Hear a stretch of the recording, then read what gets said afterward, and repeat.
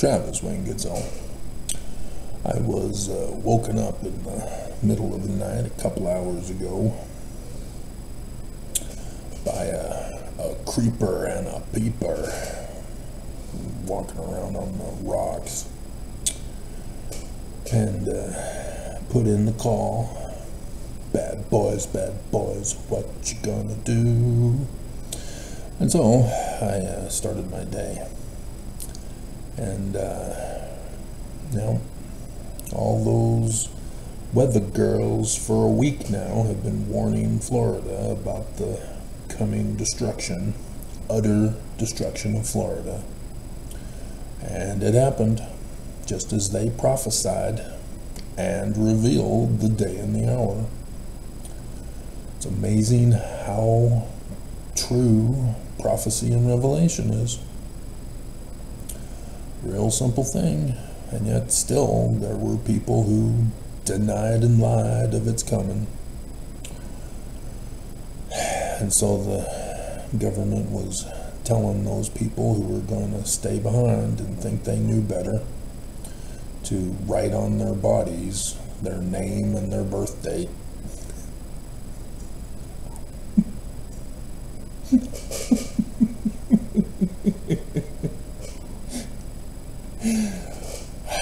God. So, yeah, Florida is destroyed. And I also saw the news that little Nemo has been excommunicated from the Church of Jesus Christ of Latter-day Saints. And he's all crying, the sensitive snowflake that he is. Dear God, you dumbass. He's been around for several years now. When I used to live in West Valley, and I remember him doing the video about how horrible and awful it was that the church would dare excommunicate his buddy who was also doing YouTube videos from the UK boys. And I mean, what did you expect to have happen? You're doing critical videos of the church, and you're staying in the church? And you think the church is just going to let you go trash talking the church, huh? You know, normally if you're just sticking to the same old lie and you just do doubt promotion videos, the church will let you go. But once you start getting popular on YouTube, YouTube's programmed to send the hotline to your bishop to get you excommunicated. Now, if you're left the church and you're doing critical videos, they don't have a hotline for your bishop, and so they have to do cyber terrorism instead. See, I know all about this.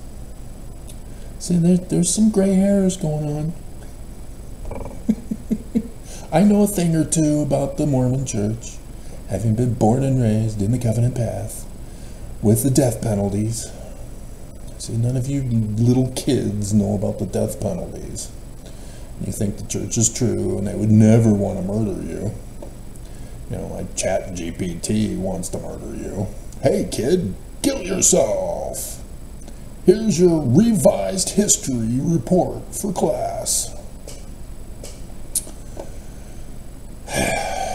Dumbass. And so yeah, it's a stunt, trying to get attention, trying to get popular, and other people are falling for it. Oh, the church is so mean. How could they dare keep the excommunication a super sacred secret and not allow him to record it so that everybody can know what's going on in the church?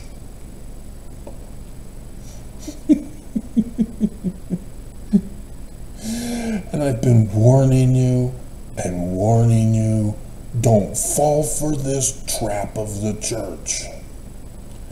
That is not what is making this church false. What's making this church false is the diversion that they're causing, what they are covering up. And I've done the videos. There was a Mormon who leaked it. Wasn't supposed to leak it, but he was hot for a returned sister missionary from Las Vegas, and he couldn't help himself. He fell into her wiles. And so yeah, Mormons are hating me. They want to murder me to prove Jesus and the church are true. But Oaks, in 2020, at the beginning, March 14th, there's a whole bunch of stuff that happened that year. Did you forget already? Well, Travis, I can't even remember what I had for breakfast yesterday.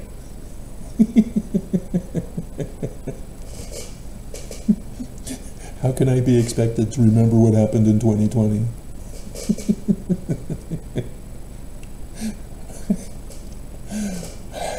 You should be able to Google search 2020, and it'll show you the events that occurred in 2020 and the dates on which they occurred.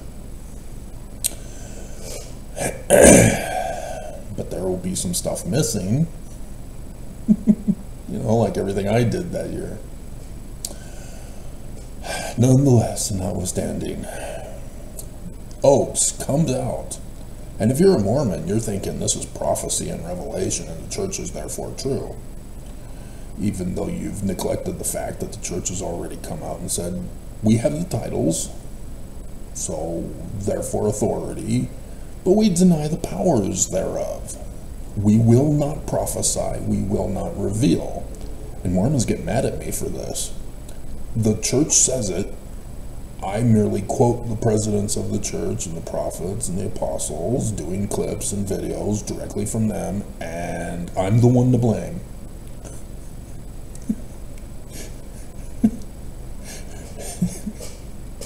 Sin is righteousness. Righteousness is sin, Travis.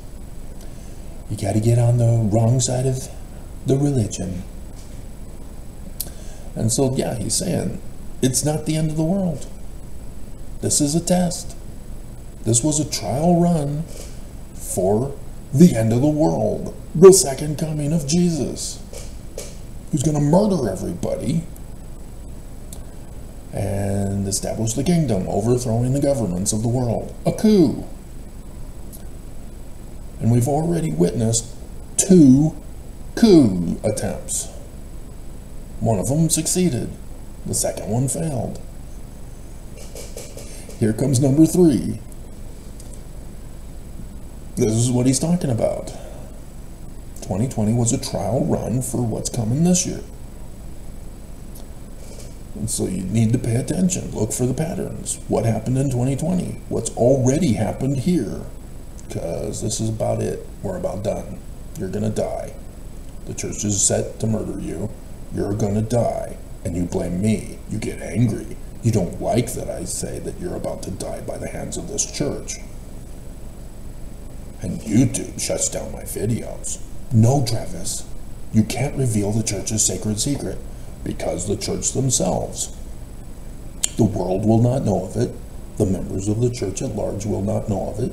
The saints cannot know of it. The world cannot know of it because it's a secret combination.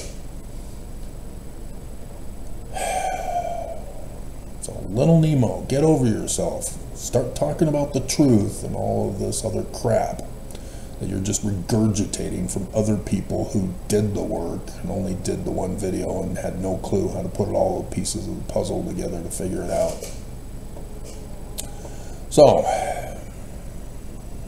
you don't know me, you came to one video, and apparently you don't know how to use YouTube.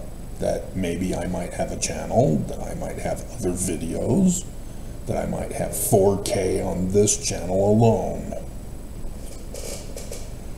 that I might know what I'm talking about, that I have the documents and the receipts to back me up. But no, it's a YouTube video, and so you demand to see it in every single video that you come to just one of. Well, you're about to get schooled, all you who are ex-fo nevermos. Mormons have already been schooled. They're just in denial. there are over 3 dozen different contemporary works in the Book of Mormon. Sidney Rigdon's the major author of the Book of Mormon. Joseph Smith Sr. is the rewritten author of the 116 pages. And so I'm about to expose and reveal some new, brand new, plagiarized material for you in the Book of Mormon. You're seeing it live. And those of you who endured and didn't get offended immediately by the 11 minutes into this video, you get rewarded. Whereas everybody else is fooling around and saying, no, it's not true. I'm not going to listen. Yeah. Hear no truth, see no truth, speak no truth. The Mormon way. So, Joseph Smith and the Book of Mormon are Jewish. And so this church is the great and abominable church because they claim to be Christian. And they turned Joseph Smith and the Book of Mormon into Christian. So verse 19 applies to the Church of Jesus Christ of Latter-day Saints. Abominable. Brigham Young of the Danites. Abominable. The secret combination that destroyed Joseph's church and him, murdered him. Abominable. And so it's abominable that all these Mormons believe the Danite lie. And so, because we're Jewish, you need to know the learning of the Jews. Book of Mormon told you to at the beginning. 1 Nephi chapter 1, verse 2. You didn't believe the Book of Mormon, did you? You thought you knew better than the Book of Mormon. And so, you need to know the Jewish calendars. You need to understand the Jewish interpretation of the Jewish written scriptures about the Jewish religion and the Jewish Christs, plural. The forerunner who sets it up for the big show. And yeah, he's as tall as the big show. Many have said that he's scary just by looking at him.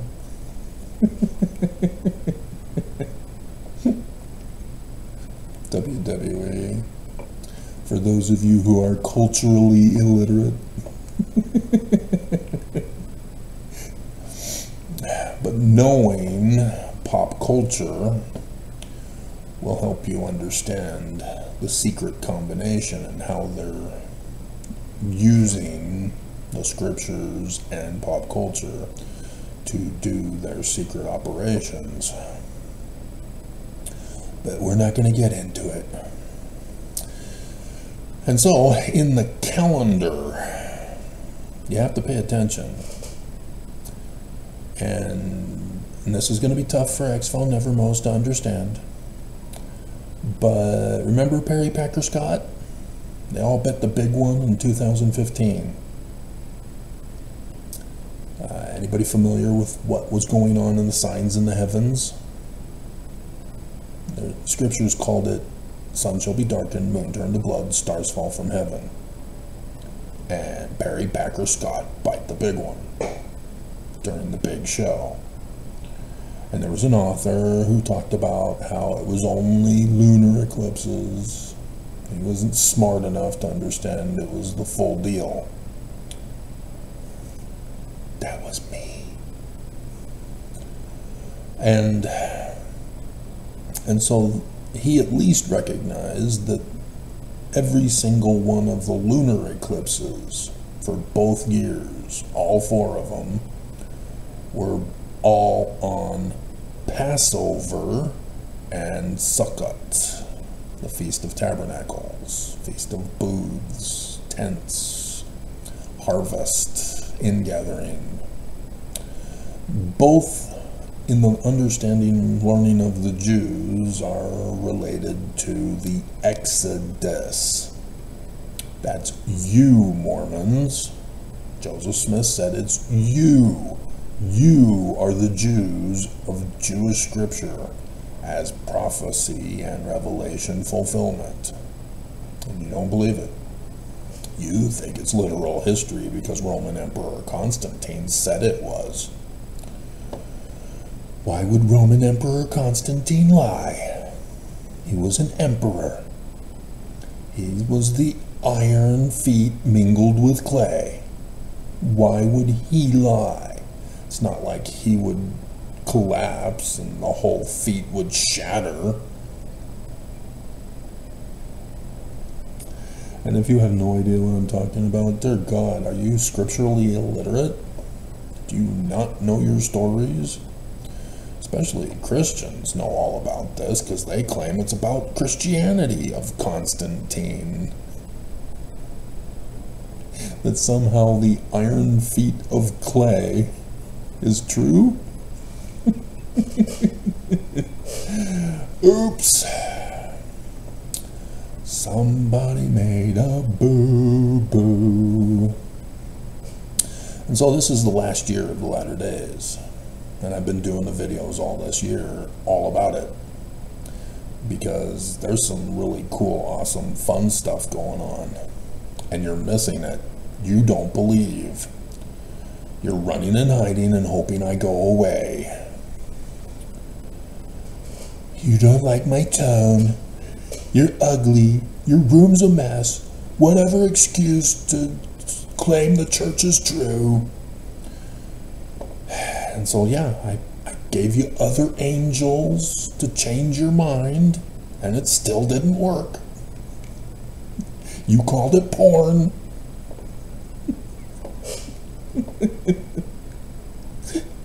And you have no clue that that's Lucifer's plan of happiness. And you get angry. No! Well, yeah, but no! Not when I do it. Not Jesus. If Jesus tells women to cover up and hide, Jesus is not Jesus, he's Lucifer, because that's Lucifer's plan of happiness. Cover up and hide. See, you are naked. Take ye fig leaves, make you aprons. Father will see your nakedness. Quick, hide. And you have no clue that that's Lucifer's plan of happiness. Did you not even go to the temple? I mean, seriously, Mormons, why are you purposely not studying Mormonism, but then going around claiming it's true when you know nothing about it? It's like little Nemo not doing his original research and then doing videos trash-talking the church and getting shocked and horrified when they come and excommunicate him. I'm surprised it took this long. I was expecting him to go down too with his little boyfriend out there in the UK years ago. But I guess they were assuming that maybe this would threaten little Nemo to shut up.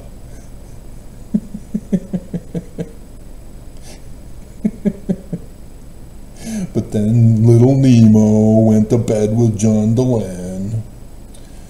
And John Dehlin, yeah, he sets up all the people. You know, he was talking with Natasha Helfer before she got excommunicated. He was talking with Jeremy Runnels before he got excommunicated. You're not seeing a pattern? Yeah, John Dehlin was the trap. It was all just a show to show that John Dehlin is innocent. All the church is so mean. And now he's a spy for the church to draw out. It's what cops do illegally.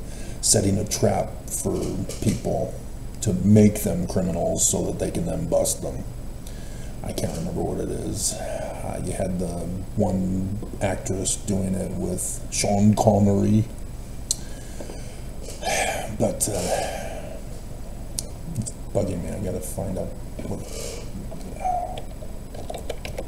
Sean Connery movie.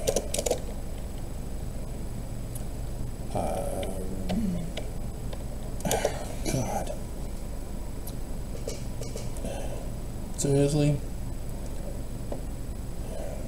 filmography.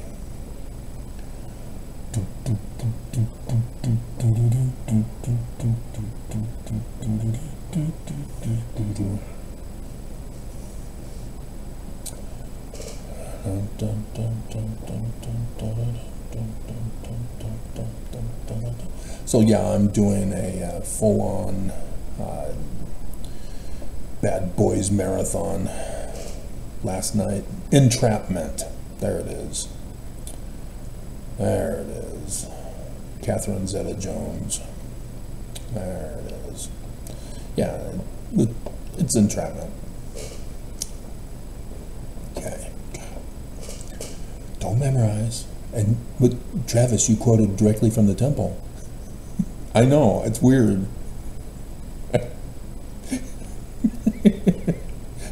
I can only assume that I'm actually visualizing the whole scene, and that's why I remember the text. But it is weird. It is weird. So, with October, we have the second pattern match of the last day of the calendar year. They have a Jewish and or a religious and a civil calendar. This is the civil calendar end, and on the last day is another solar eclipse. The big one from Revelation 19, 11 and 17 occurred on the end of the religious calendar. Last day of the year. And so for all of this to be going on is just mind-boggling that these Jews knew all about this, and they got it from the Egyptians. They stole it, plagiarized the Egyptians.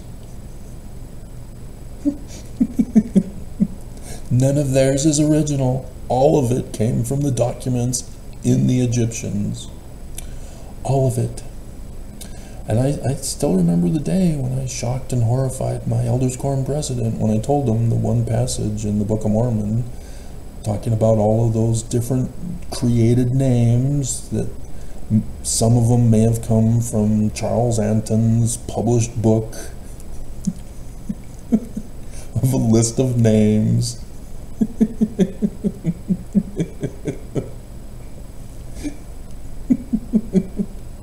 Hilarious that Martin Harris would just coincidentally go and visit him.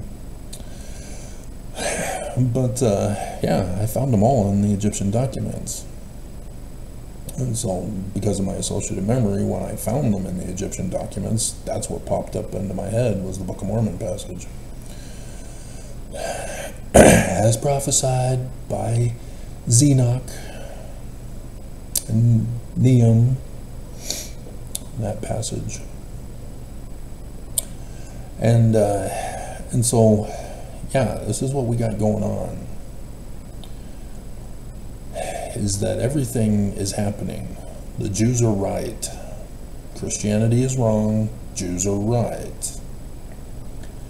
And I don't think the enemy ever believed that this would be the case. They thought that they were mocking the Jews by taking the astronomy revelations and coordinating their attacks to be the prophesied enemy,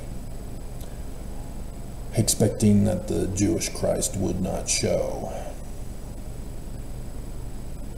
Now, granted, I'm wearing the blue shirt, not the white shirt today. Wasn't that yesterday? Or what, 2 days ago? 3 days ago. Maybe earlier in the week. I'm supposed to be doing laundry sometime.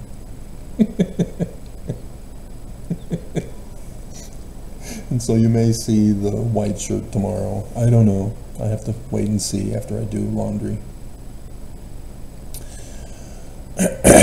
But you're not seeing the pattern with the second vision? No. This is the damage the church has done to you. Putting Christian goggles on you. Christian goggles can't see what's going on right in front of you. You have no clue. You just see things and you don't make the association. You don't understand fulfillment of prophecy, just like those deniers of the hurricane. And so October, yeah, the civil year's over and the new year begins. And technically the latter days are over and the millennium begins. So we're going into overtime. And I was so hoping to retire, because it's all up to the enemy now. The great and abominable church has to fall, and forced exodus to Zion, because Mormons don't believe. They have to be compelled to believe now. And with all the murders that are going on, nobody's going to be even qualified to go to Zion if they survive. This is the great tragedy of all this, that all the scriptures are prophesying of this day, and they've all happened. Every single one of them. And I still get Christian dumbasses who say that things haven't happened because it's not the Christian interpretation. No, duh! That should tell you Christianity is wrong, because nothing's happened. Revelation 19, 11, and 17, all of Christianity, Islam, and the Church of Jesus Christ of Latter-day Saints all claim that Revelation 19, 11, and 17 is the coming of Jesus in the clouds of glory, literal. And it hasn't happened yet, and so they're still waiting. But it's not going to happen because it's not literal, other than it's an astronomy date, a sign in the heavens, and it came to pass. And no Jesus. No Jesus for Islam, no Jesus for Christianity, no Jesus for the Church of Jesus Christ of Latter-day Saints. And I've warned you, this was why Nelson had planned back in 2018 to have the temple finished for that conference. Because Revelation 19 was Monday, after conference. And Nelson failed. The big enemy of the world failed. The baby name Lucifer failed. And he fell. The Jews were right. Nelson is wrong. And Mormons still stay Mormon, just like Christians have for almost 1,700 years next year. Because of Constantine. I mean, it's frustrating enough that there are a whole bunch of theories that nobody's bothered to test. And people are branching off from it. You know, I finished watching the finale of Young Sheldon, who thinks that string theory is the way to go, and everybody's been fooled into thinking he's super smart because he's going into string theory, but then he goes to Germany to take some classes, and he's called Doomkopf.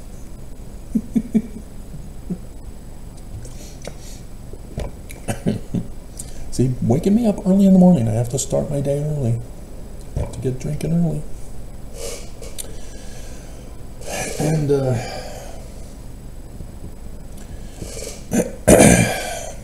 and so, no, nobody's even tested the Big Bang. String theory is supposed to be only done and pursued only after the Big Bang gets confirmed multiple times from testing. Nobody's tested it. And yet, everybody in the scientific field believes it. And they're going off and branching off and going, oh yeah, well then, according to the Big Bang Theory, then string theory. No! You can't branch off from something that hasn't been confirmed as true yet. This is what happens in Paleo-Hebrew. William Foxwell Albright is a dumbass. He's wrong. And yet, despite it, all of these branch-offs from his incorrect thing, and even him, with his so-called decipherment, is a branch-off of the documentary hypothesis.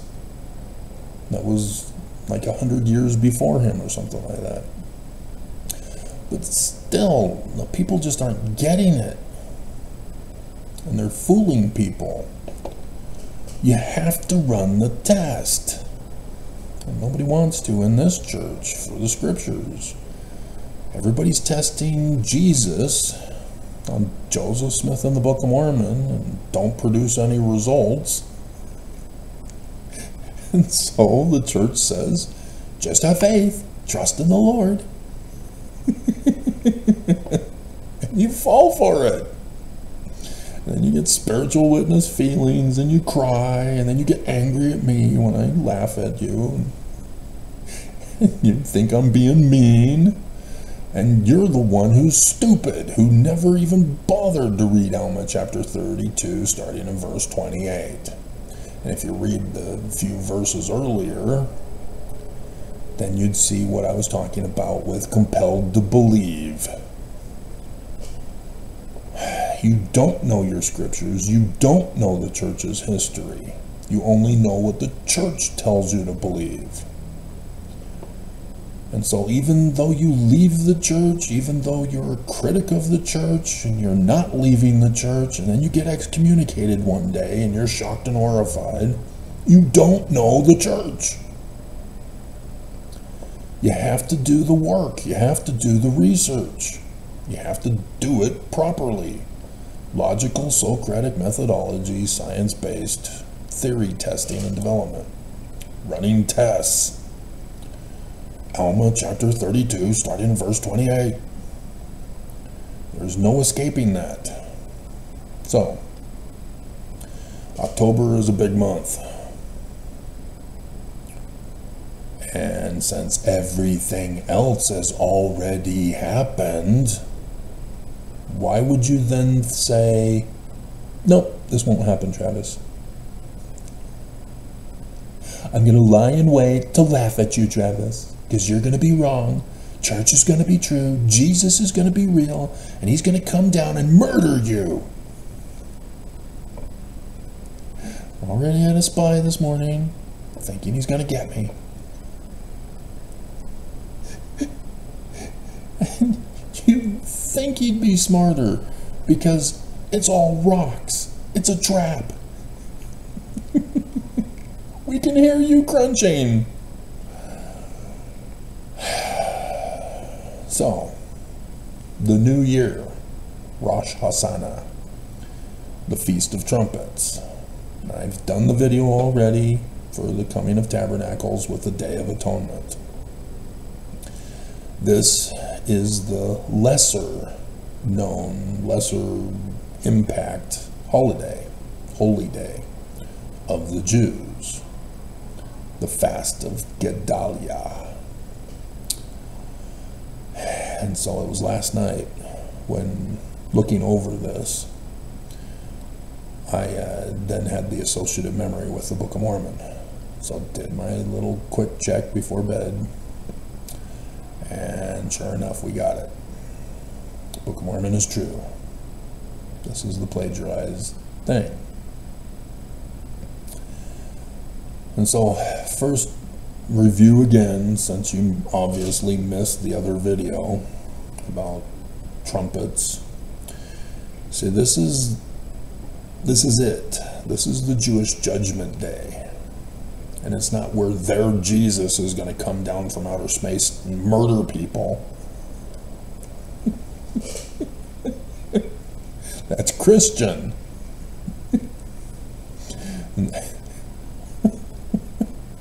And so the Jews have expanded upon it and sort of left out the world's judgment day for this,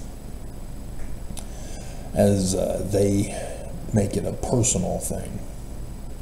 that the Day of Atonement, which is not about self-sacrifice in the sense of punishing yourself or depriving yourself of stuff.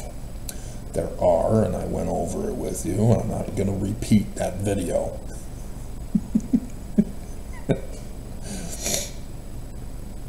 But those deprivations are not supposed to be deprivations. They're supposed to be types and shadows for the Jew who's reading the Bible to get an understanding of what is going on for the prophecies and revelations of the latter days.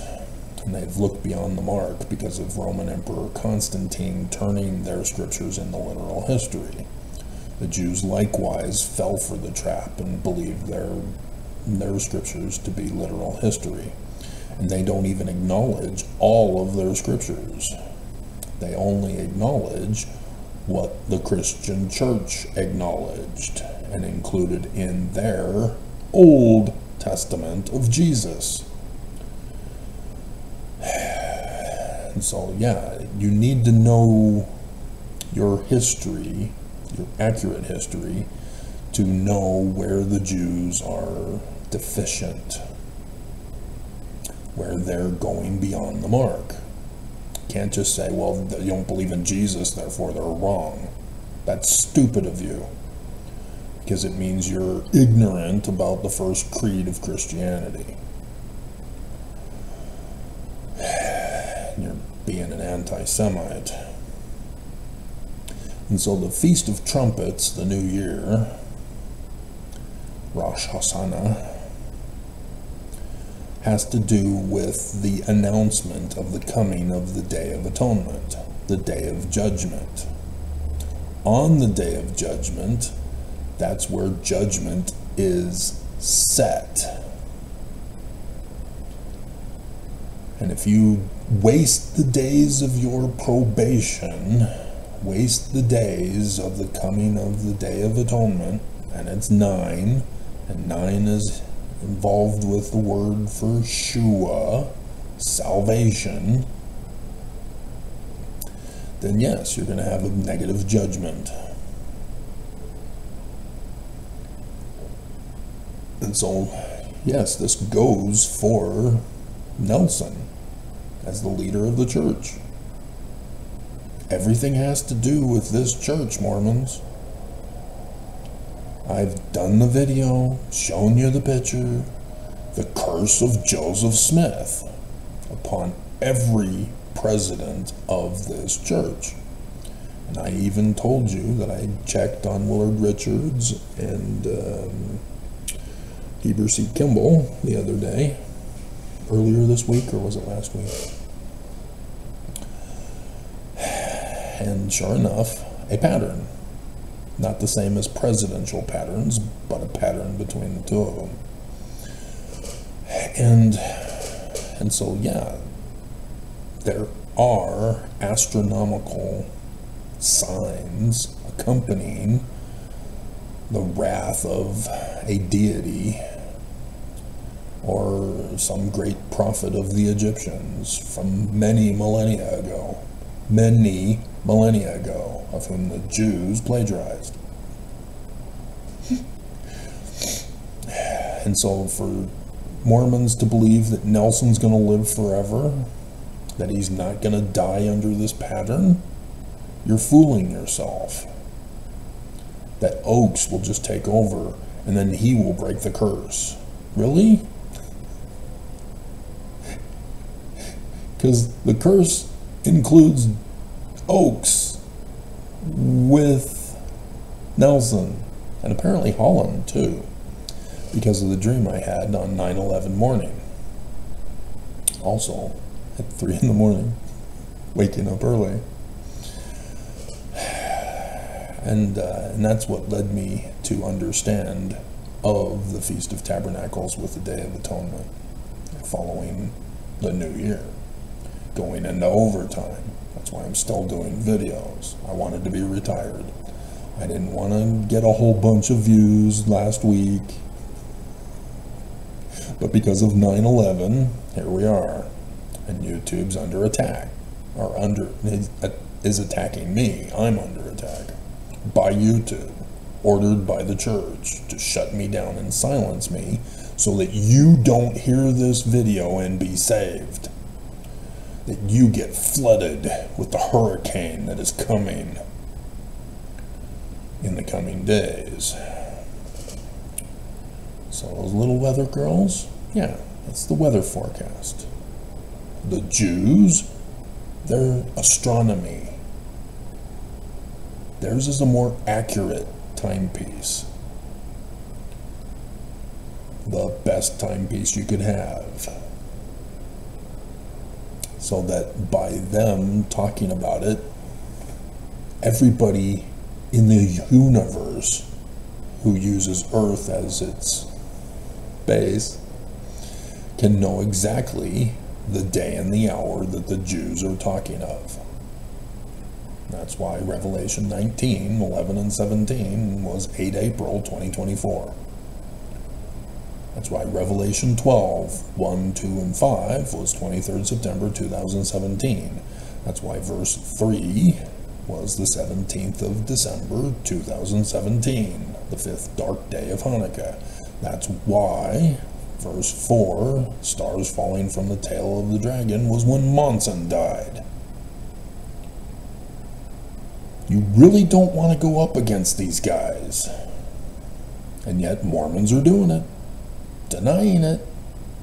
Nope, not gonna happen, Travis. You've been lying. You're a liar. Really? You really want to go there, huh? Nelson, you really want to continue to deny and not let Mormons go? You really want to do that, huh? Because it's not just Pharaoh's son who dies. It meant the end of the dynasty. The fall of the great and abominable church. And so Yom Kippur is the big one this year. And the Feast of Tabernacles is Mormons being forced and compelled in an exodus.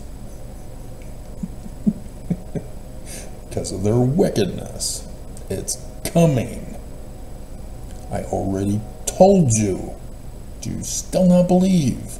2020. What happened that year? What happened with me that year?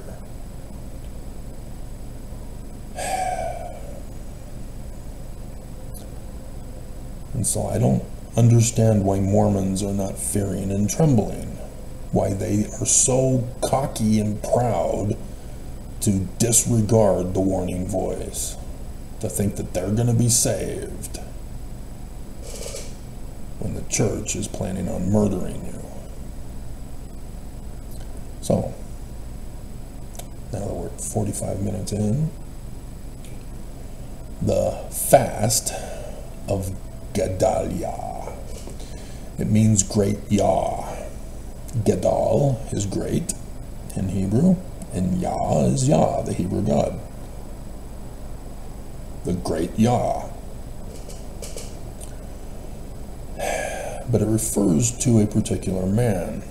Now, it's going to be held on the 6th of October, so that the first day is the 3rd, technically the 2nd at 6 p.m., according to the Jewish calendar, because that's when the days start, it's at 6 p.m., but nonetheless, the first day is the 3rd.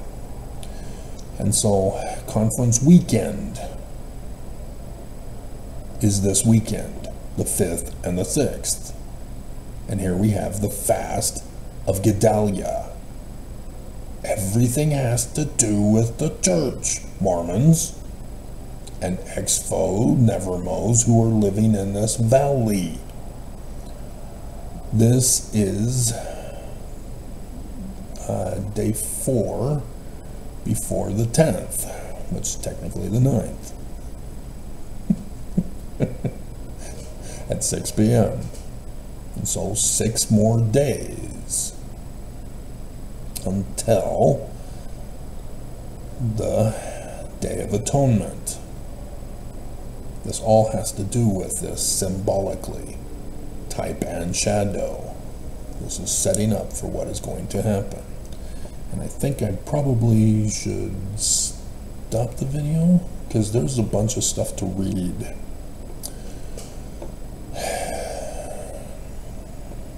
So I'm trying to see what we should do at this point because I gotta go running and other stuff, and in the middle of Bad Boys 2, Woo-saw.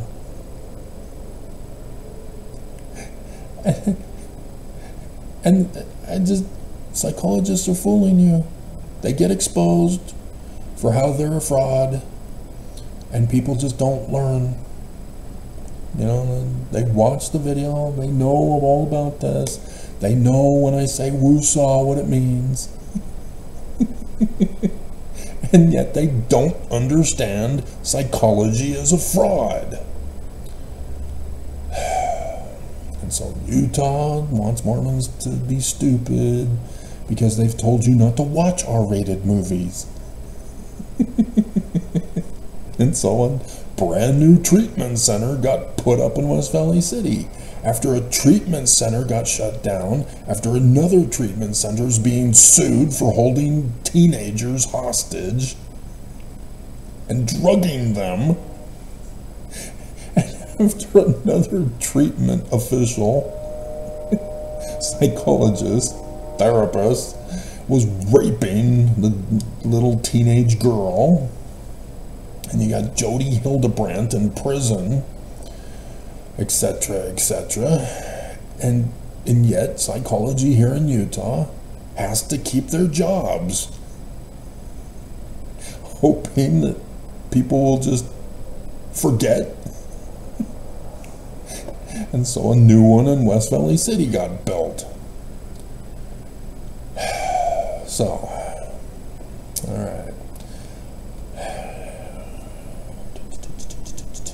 The Jewish year, in case you were, curious, 5785 on the 3rd, 2nd at 6 p.m. Just in case you were wondering. Okay, so probably should do Gedaliah first. Go over who he is, because there's a biblical narrative involved with it as well. Thus why it's prophecy and revelation, even though the Jews, current Jews, believe and treat it as a lesser holy day. Okay? So, we are stopping this video. It is not because of cyber terrorism this time. They don't expect me to be up this early in the morning. Maybe when I get back, they're going to go, hey, wait a minute, Travis has already been recording. We missed him. How'd he sneak by? Oh no.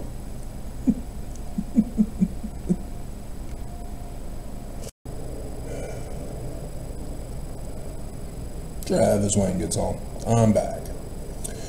Alrighty. So, anybody remember my 9th Ave and 9/11 videos? No? You're still watching? Hey. I'm surprised you guys didn't watch them. But, yeah, 9th Ave. The Jewish 9/11. In which both temples were destroyed, first by Babylon, then by Rome, on the very same day. And so the Jews are the originators of the victims of 9/11.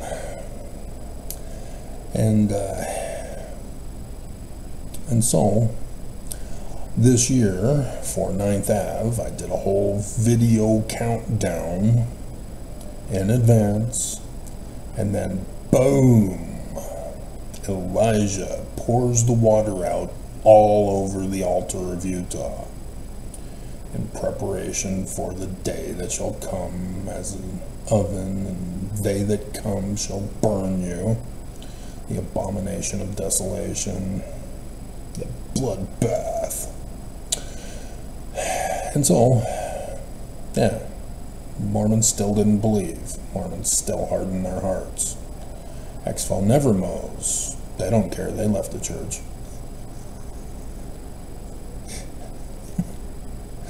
You're still held hostage. You're still in bondage to this church. And so then 9/11 was coming up. Did a whole countdown video series. It was going great. I can retire. And the day came, and I had the dream that morning, and then boom, lightning strikes Utah, and Thule goes up in flames. Thule's in the news again. Anybody paying attention? The big boom in Thule. And so, yeah, the baptism of water, baptism of fire, from 1 Kings chapter 18. All setting up this year for the big show. Not the big show of the Great and Abominable Church that they've got planned, but yeah, part of it. So this isn't a time for fence sitting to sit back and go, hey, oh, a hurricane category 4 coming, cool. You're gonna be utterly destroyed. As in the coming week, we're going to find out some of the death toll from it. And the massive destruction and the costs to restore the damage. And today I get to check for the coming week in the weather. So, because yeah, I saw this coming before the cute little weather girls announced it. I knew. I saw. I told you I see. Nobody believes. And so here's another video that nobody's going to care to watch. But I noticed the 1 hour time thing happened. And it happened after the video that I posted last night talking about that. So yeah, it's revealing that YouTube's algorithms is purposely silencing my voice. That those 1 hour time frames are when it reveals my normal treatment. And so, yep, sure enough, over 150 views for 1 hour for just 1 hour segment. And that was just until it got shut down. So it could have been 1 minute. Could have been 5, 10, 30, 45, 59. But yeah, it's starting up again. So that'd be great if conference weekend gets to be the big thing, because it'll be even bigger than the one last week. Because it'll have all of the previous videos that I already set up in motion for conference. And so yes, conference weekend. This is this thing that I'm talking about for this video. So the title so far is too long to put in October conference to try to trigger the algorithms.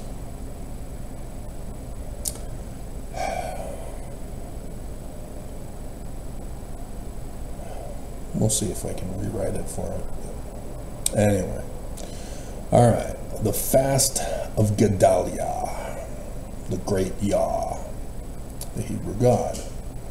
And so Ishmael, the name of Yah, is sun god, Emmanuel. The Jews purposely use certain names when writing their prophecies. And even the days and hour revelations. And so strange that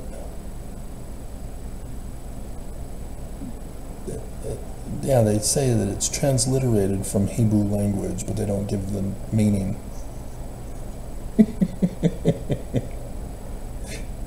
And so, yeah, you got the exclusive meaning from me. We can see if Google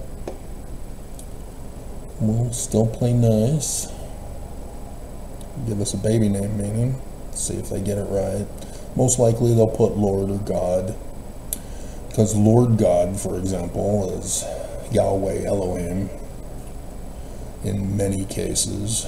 There's also Adonai, which has to do with the specific naming of the characters in the Book of Mormon that relates to this.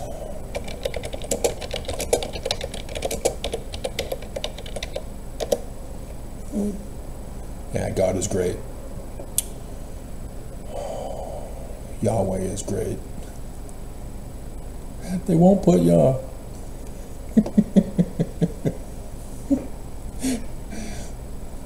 It's not Gadal Yahweh. They shortened it to Yah. Yah is the original name before he got his new name, Yahweh, in Genesis chapter 2, verse 4. But you only get that exclusive information from me. For some reason, Jews don't even know and understand their own book of Genesis and what the author was doing. But nonetheless, I again refer to you who are Mormon or who have been Mormon and understand authority. I refer you to section 107, verses 91 and 92. Because you know it's not the Church of Jesus Christ of Latter-day Saints. They deny it. So guess who's doing it? Right here. Right here. Everybody should know. You won't be deceived. And yet Mormons lie and deny and run away and hide. See no truth, hear no truth, speak no truth. Anyway, moving on. It's to lament the assassination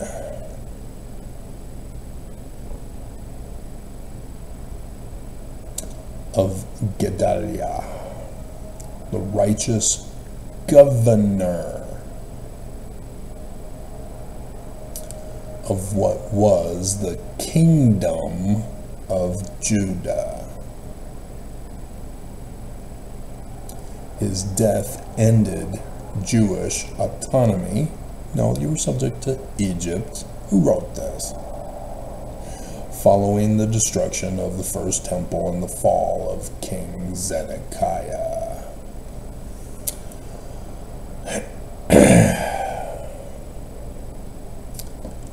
And so, yeah, he was a governor within the kingdom of Babylon under King Zedekiah. The great and abominable church, the secret combination, assassinated. Okay? So understand, the person who wrote this did not understand the bigger context. But there you see 9th Ave, the destruction of the first temple. 9th Ave, an assassination of the leader of government. Okay? The promised land. And I do need to check, because I'm going to forget if I don't check. 114 governors. So yeah, Genesis, Judges has governors. Book of Mormon I was curious about. Even James and 1 Peter have governors. Alma chapter 2 is the first instance of governor. Chief judges are governors. Yep. There it is. Now Alma being the chief judge and the governor of the people.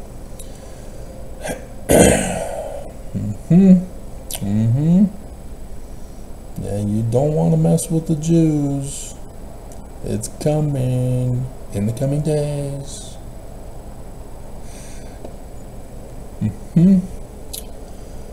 Yep. here I am having to do research that nobody else can do, apparently.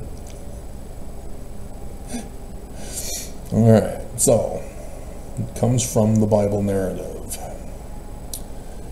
Nebuchadnezzar, king of New Babylon, Neo-Babylonian Empire. And you don't even need, it's a repetitive redundancy. Which repetitive redundancy? Hilarious. Yeah, Babylon was not an old Babylon. It was Neo-Assyria, and then all of a sudden Babylon rose up in power and overthrew Neo-Assyria. And so, yeah, it's new, but when you say Babylon, there's only the one Babylon. And it only lasted for about 50 to 60 years until Persia took it over. And so, conquered Jerusalem, killed or exiled most of its inhabitants, and appointed Gedaliah as governor of the Neo-Babylon province of Yehud. Did you have multiple people writing this? The second guy is trying to be more authoritative. The first guy is more biblical.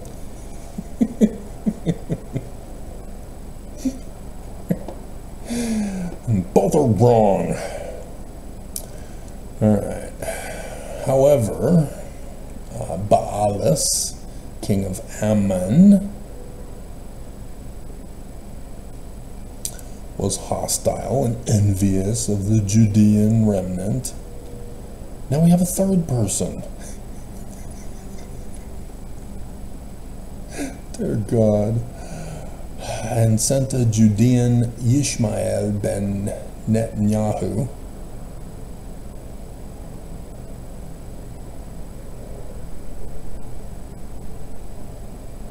There's a dualism here.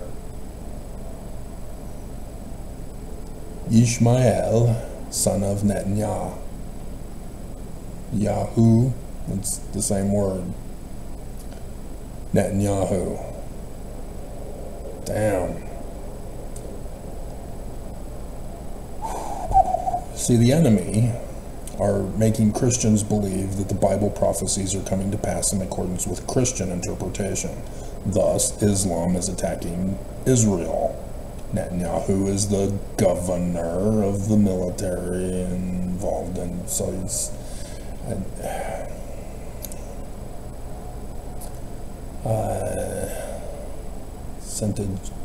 sent a Judean of the royal family of Judea to assassinate. Oh my God.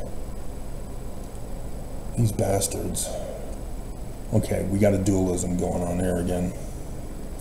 Because the enemy is trying to deceive the world by thinking Christianity is true and doing what they're doing over in Israel. Distracting you away from what's going on right here in the United States of America. And I covered this in a video the other day in which all of these distractions in the news and with the church are to take you away from the actual threat that's the coup going on right now. And so the capture of the 8 or 10 ISIS members here in America that crossed the border, so Fox News is going, oh, see, Biden let them in. And but they were caught before carrying out their plot for a terrorist strike. And the Pakistani guy, likewise, caught before carrying out his terrorist attack. They caught these guys in advance and stopped it before they began to implement it. And yet, the coup is going on in real time right now. It's been going on this whole time. And our government is not stepping in to stop it. They're helping. They're giving aid and comfort to it.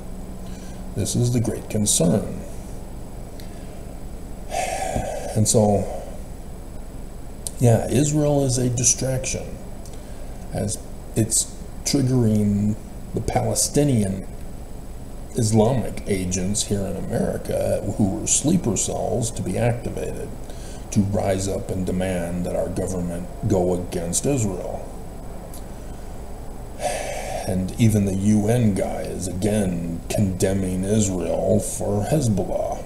Hezbollah are terrorists, Hamas are terrorists, and the UN says, Israel, leave the terrorists alone. And that doesn't concern anybody? Our government's not stepping up and going, hey, no, you're out of line. Israel are the innocent people. They were the victims of October 7th. And we're withholding our support from the UN unless you stop it. They're not doing that. They're letting it happen. They're giving aid and comfort to terrorists. Way to go, Biden and Harris. So yeah, don't think that Trump's innocent. Oh my hell. He's the puppet President Zedekiah from the Book of Mormon. Dear God, guys, come on, pay attention. Keep up. And so, wow. Ishmael ben Netanyahu. Dear God. But notice that it's the name of Yah is sun god, son of Netanyahu. Netan is Nathan Yah. And so you can do the baby name meaning. Should we do it? Oh my God.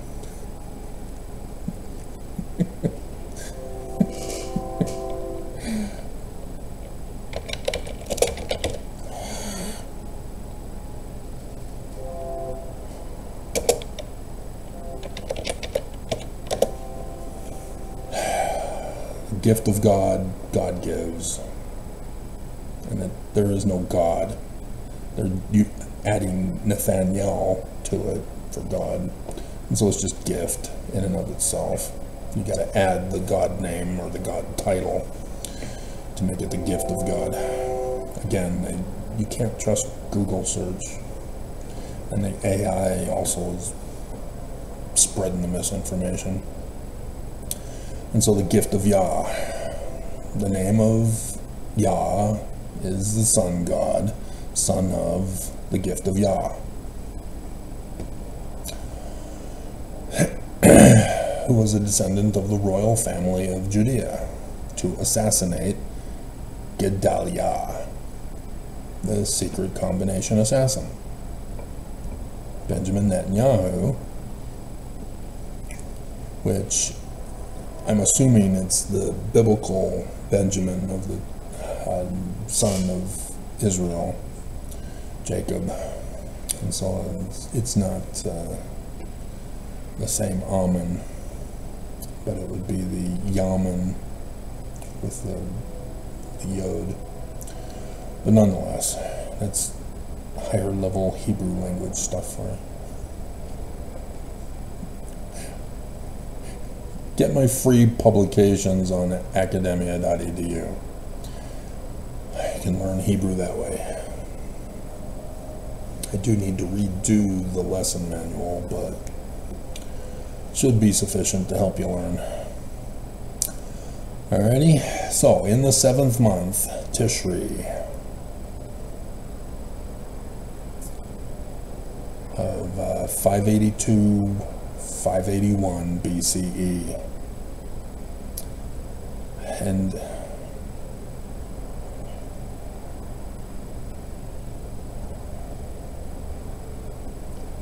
okay.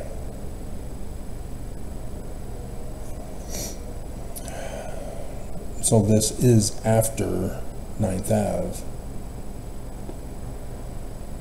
Yeah. He's appointed governor by Nebuchadnezzar after 9th Ave and the destruction of the temple. Okay. Yeah. And so we've already had 9th Ave this year. So here we go. Here it comes. The assassination. Somebody's going to try to assassinate Benjamin Netanyahu. Somebody's going to try to assassinate Biden or Harris, the governor of the land. Now, if they take out Biden, I've already gone through this with you, but again, we have to repeat it because you're most likely hearing this for the first time.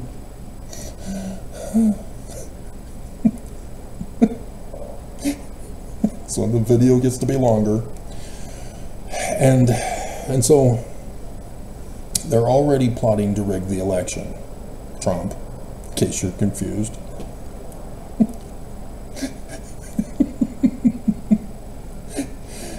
And some of the backup plans that they have are for January 6th. In 2020, Trump ordered Pence to decertify the election. Pence said, I can't do that. I don't have authority or power to do so. Trump didn't care. Do it. Pence told him no. And so now everybody in the deep state Dem press thinks that Pence is one of the Democrats now. Because Trump and MAGA have disowned him as others who were in the original GOP.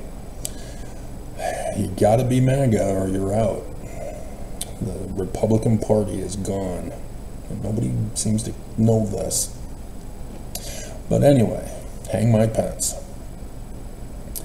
And so this year, they're already setting it up. This is why Trump is pretending that he's losing, purposely trashing things to lose on purpose, because he wants the bloodbath. He's provoking rioting and civil war and chaos to get you to do it, MAGA lovers. And so he knows Harris is going to win. And so if you guys don't cause the civil war on election night and into the next day, then their backup plan, January 6th. This is where Harris is going to be the one who does it this time. And if she wins, yeah, obviously,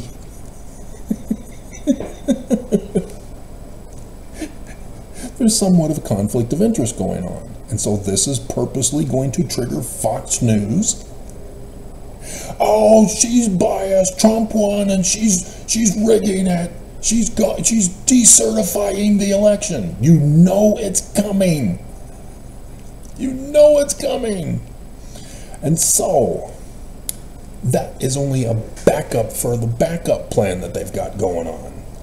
Because what happens if, one, they take out President Biden, assassinate him, or two, assassinate Harris? No vice president. Biden gets assassinated, Harris automatically becomes acting president until the election results, or if she's already won, until she takes over on January 20th, gets sworn in. But no vice president for January 6th. So who does it? It's just a ceremonial thing. We've never had it in America, so we don't really know, but most likely the Speaker of the House. And he's already been in talks with Trump to decertify the election. See how this is all tying in together? I don't foresee anything happening on the 6th, on Sunday, but Monday night, well, or Saturday night, during the SNL next week, assuming that they're going to have another show next week. They start tomorrow. They're back. SNL's back on the church-owned channel here in Utah.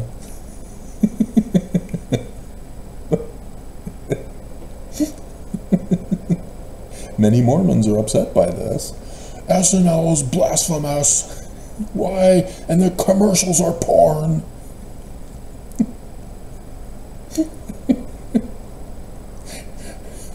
Channel 5 needs to conform and comply to the Mormon Church. If the Mormon Church is going to own and operate it. Garner.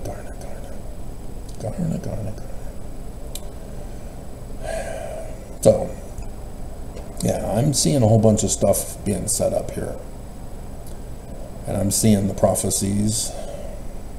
I'm going over it with you.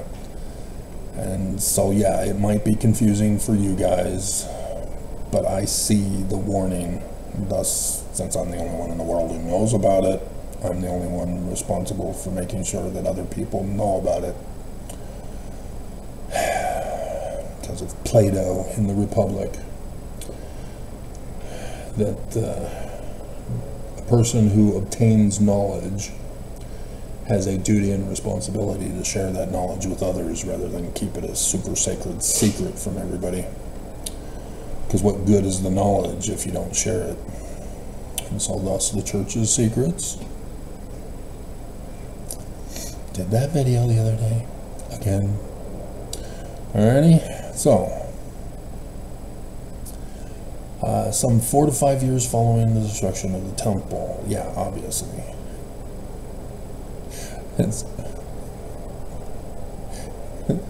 4, not 5.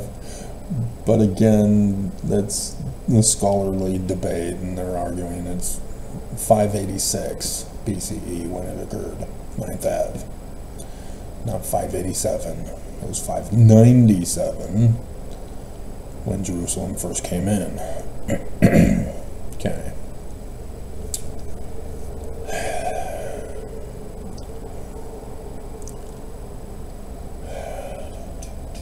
Oh, okay, there are some claims that the assassination took place in the same year as the destruction. Interesting.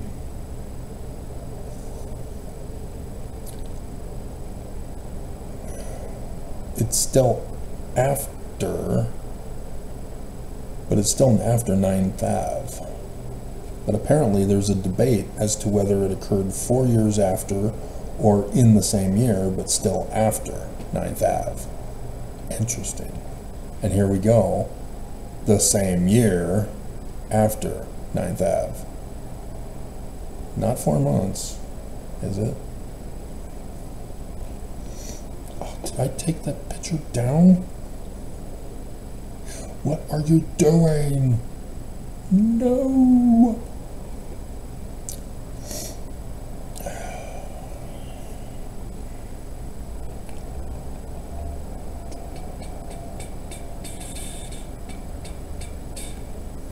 Yeah, no, it was just the previous month, wasn't it?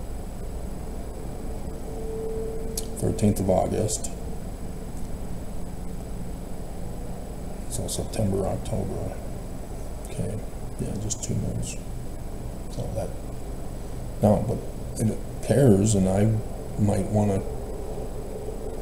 put my support behind the same year as the destruction. I would have to check the documents and do my own research, because I can't trust scholars. But interesting that they put in here that both are debated. But here we see the prophecy is that it's the same year as the 9th Ave date. A group of Jews led by Ishmael came to Gedaliah in the town of Mitzpah and were received cordially, and they're pretending to be friendly, just like an assassin would do. Gedaliah had been warned of his guard's murderous intent. It leaked. His guest's murderous intent, but refused to believe the informants. Just like the FBI is refusing to believe me as I'm warning the FBI. Oh my God. Prophecy's getting fulfilled. Unbelievable. Believing their report was mere slander. Someone bleep, bleep, bleep, bleeping. Now I've got to report it to the FBI. And they're going to ignore me. Hope I go away.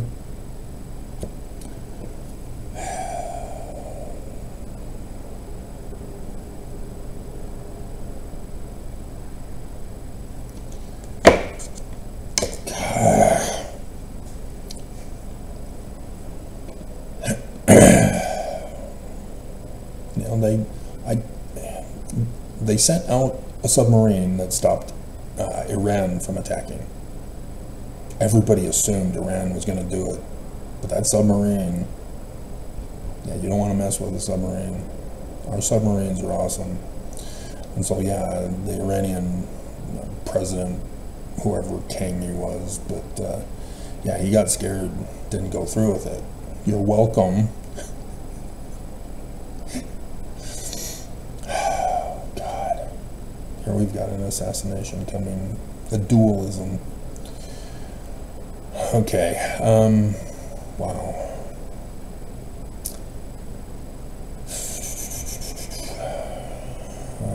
Let's see. Ishmael murdered Gedaliah, together with most of the Jews who had joined him, and many Babylonians whom the Babylonian king had led with Gedaliah. The remaining Jews feared the vengeance of the Babylonian king in view of the fact that the king's chosen ruler, Gedaliah, had been killed by a Jew and fled into Egypt. It's going to be a Mormon. Mormons killed President Kennedy, so said Trump. You cannot shut that guy up. He just leaks everything. Yeah, he said the CIA assassinated President Kennedy. And Mormons were the chosen ones for the CIA because they wear the suits, they go to foreign languages, learning the foreign languages, and so they're the perfect recruitment for the CIA. And there's numerous volumes on this. And so even a Mormon took down President Nixon. He's deep throat. The Mormon is deep throat. And orgasmo ensues with Trey Parker.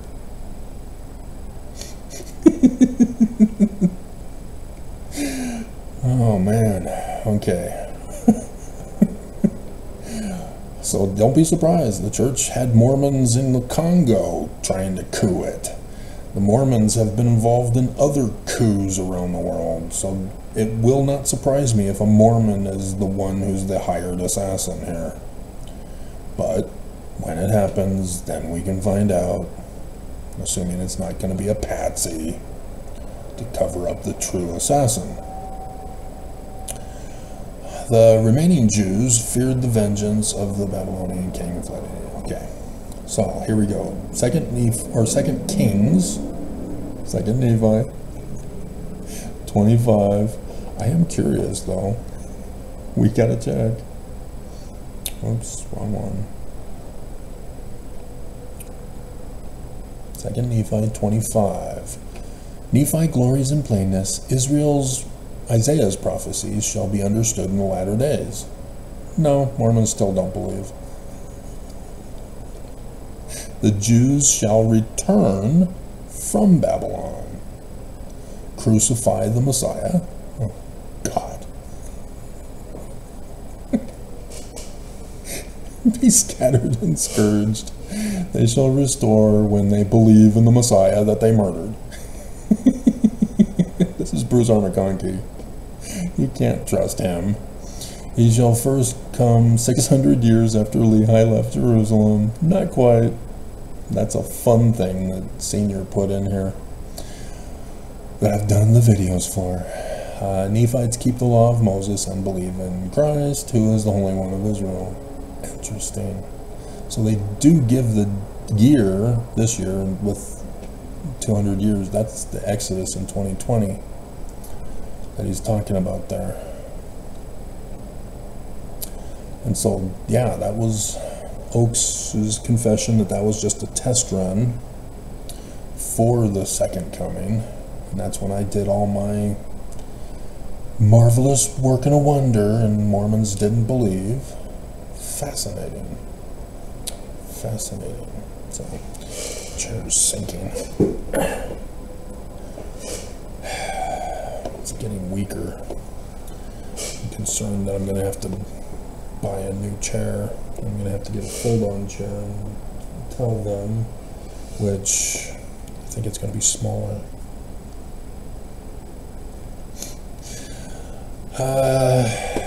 Okay. So let's get back to this.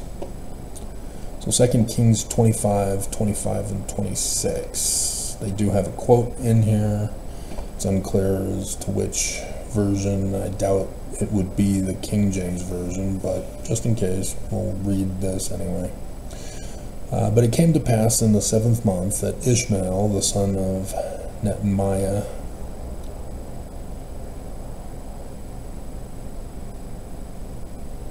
the son of Elishama,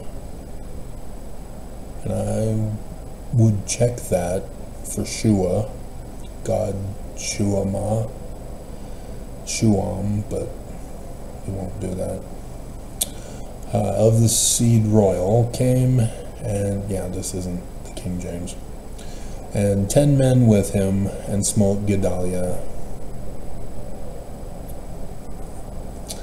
that he died. And the Jews and the Chaldeans, and it's Friday, it'd be 7:30 on the East Coast when the main office would get the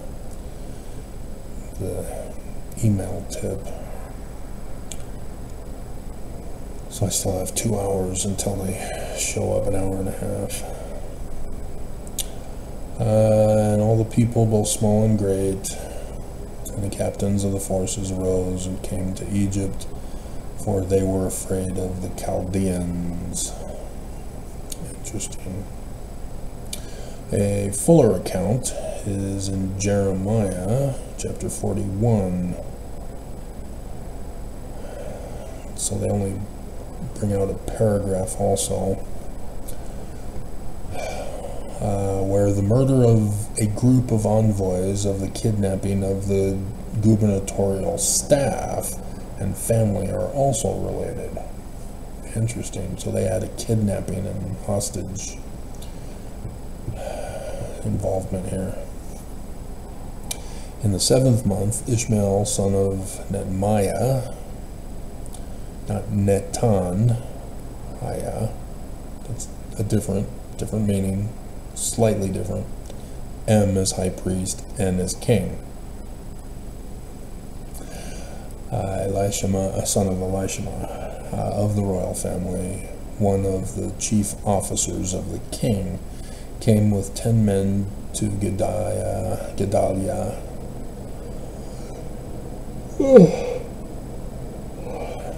son of Acham, and at Mitzpah, as they ate bread together. Ooh, wow, peace talks. And if you're unfamiliar with the original peace talks that at the beginning of Putin's attack on Ukraine,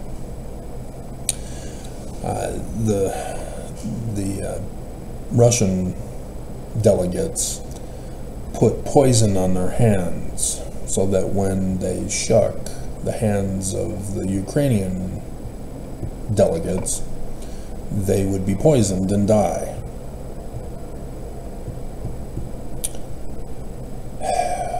So when the Ukrainian president spoke at the UN, and then to Harris and Biden, and he's talking about how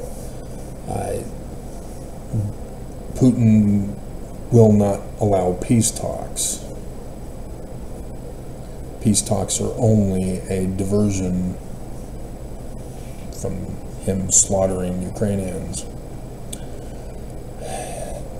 Peace talks will not solve the problem of Putin. He will not negotiate. He will not sit down for peace talks. And yet, nobody's treating Israel the same as Ukraine.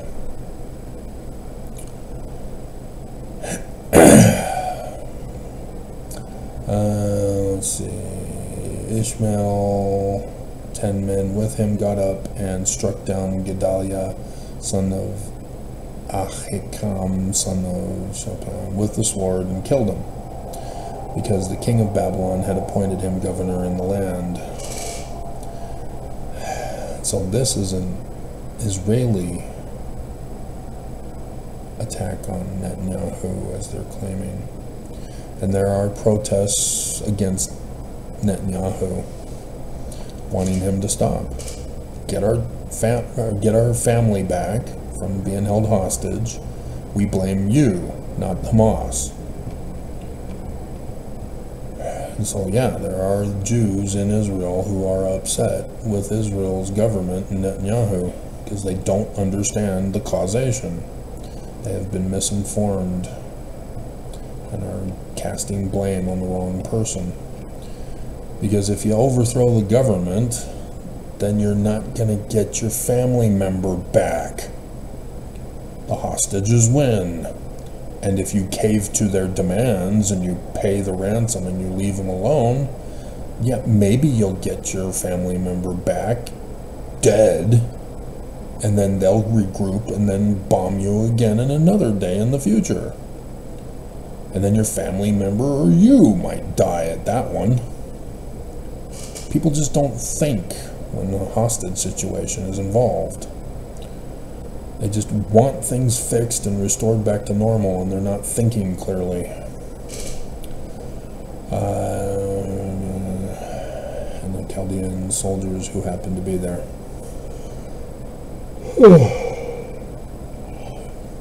So it's unclear as to how the plot for this assassination is going to pattern it, but as I've already seen, I'm seeing the patterns already that have happened, that have been set up for. And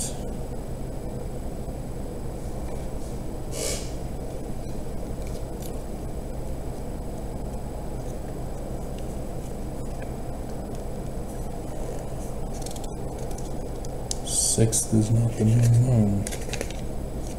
Neither is seventh. Neither is the fourth. There's no new moon associated with this. I'm seeing new moon here. In remembrance, the Jewish sages instituted the fast of the 7th from Zechariah 8:19 on the day of Gedaliah's assassination in the 7th month.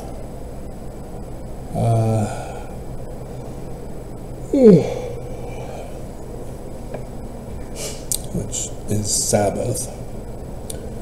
And so, yeah, even though it's the civil New Year month,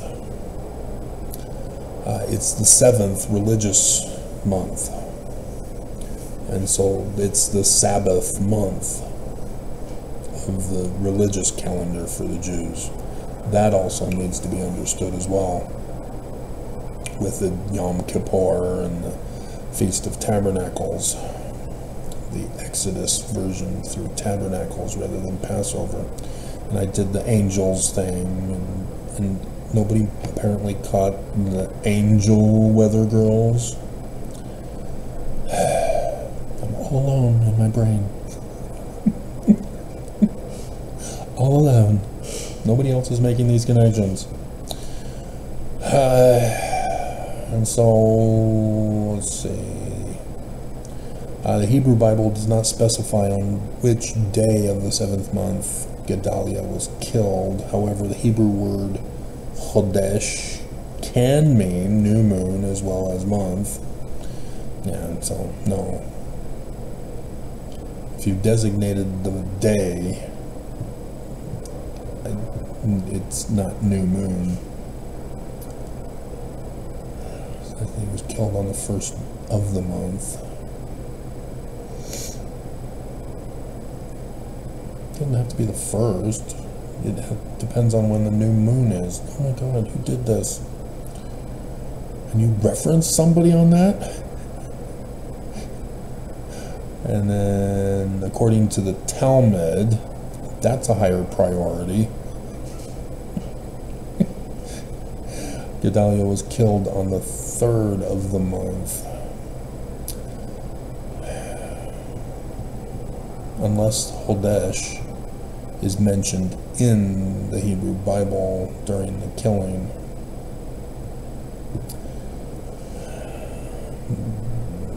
Other sources suggest Gedaliah was killed on the first of the month, but that the fast is delayed until after Rosh Hashanah, since fasting is prohibited during a festival.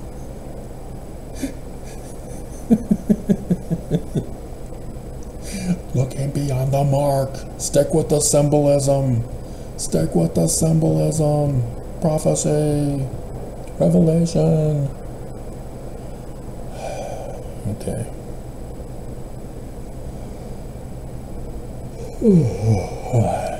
And so, as the Brigham Young is the one who had Joseph Smith murdered, is the one involved with this. Nelson is the leader of the Great and Abominable Church, and every single president of the church has died and been destroyed because of the curse of Joseph Smith. And and so we're expecting the death of Nelson as well.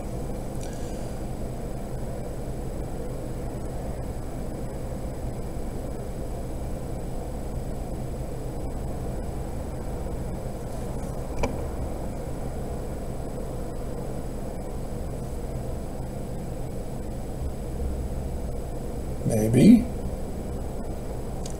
Oh, that would be intense. On Conference Sunday? Before or after he announces new temples? Holy crap.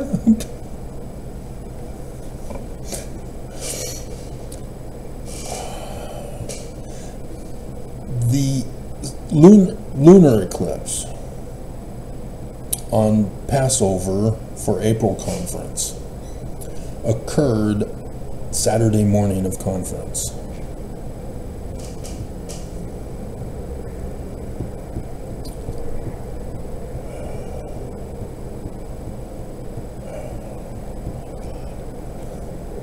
Oh my God.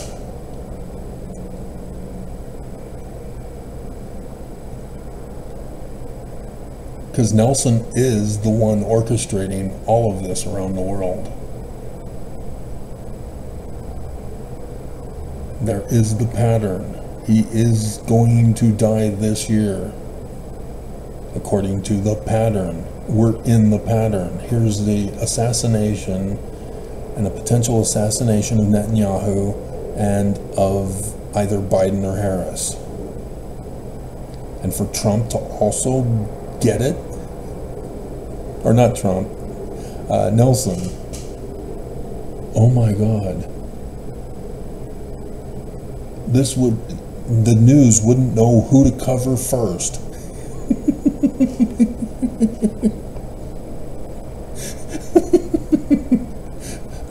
Do we talk about President Biden's assassination?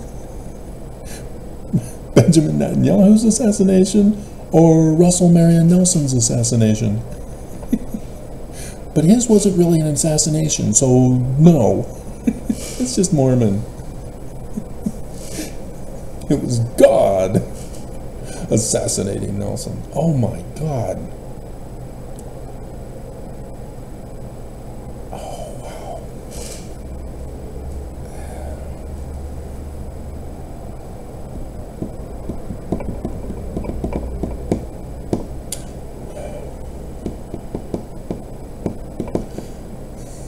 Or is it an actual assassination? Which would be wild for the finale, and thus take out Oakes and Holland, leaving Eyring as the one to be the president, but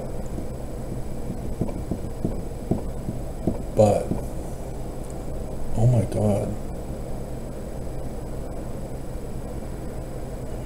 I got to do more pondering and researching on that one. But again, my 9/11 dream, Eyring wanted to lay his hands upon my head and transfer authority to me, and I was going, no.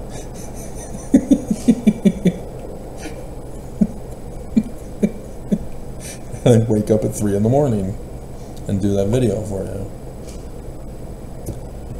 And so he's after Holland in rank. Holland is the acting president of the 12 because Oakes, the president of the 12, is in the first presidency. Oh my God.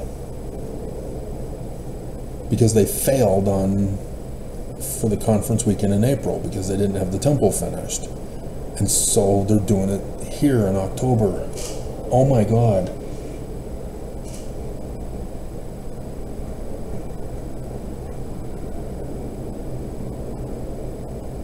Huh. Because the church, before we get to the Book of Mormon plagiarism, I've got to go over this yet again with you.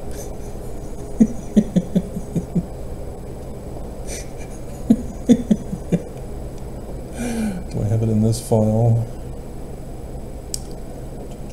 Yes.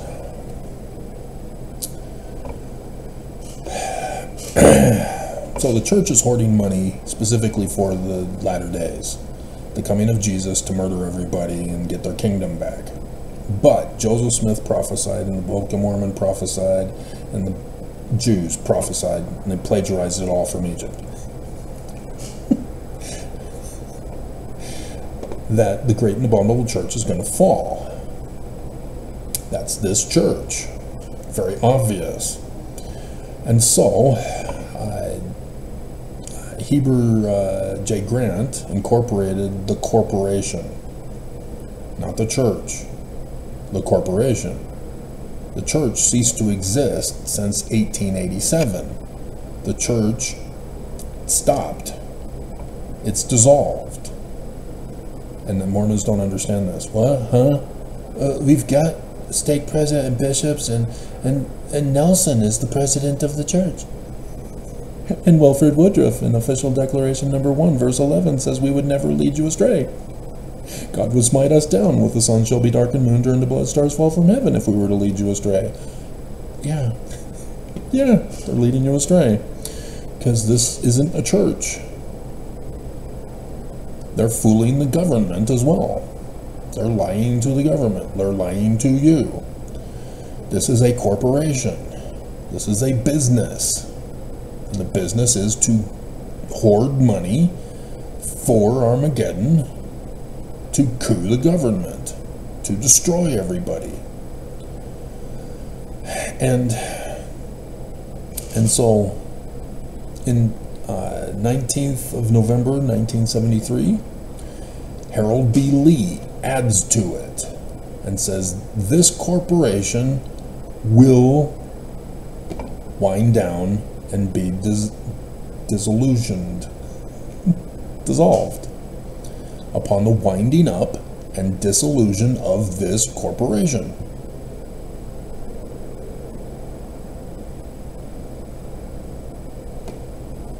They're going to take the money and run. That's what it says.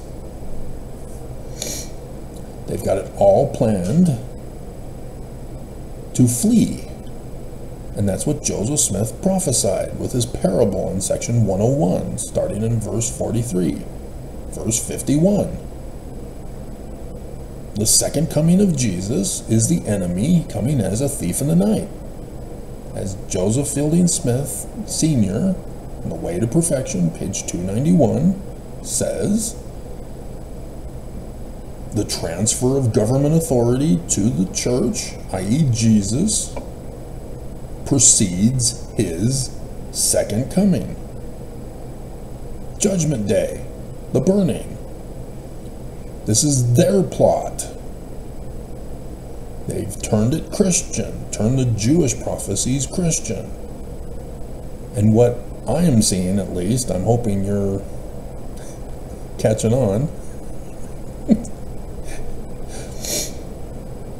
is that the Jewish prophecies are getting fulfilled, but nobody sees them being fulfilled because of Christianity. So the enemy knows this, and are using the dates given by the revelations of the Jews, the days and hours, to coordinate their attack to let people think that it's the Christian fulfillment that's happening, not the Jewish. And so Jesus failed to show on the Jewish day and hour of Revelation 19, 11, 17.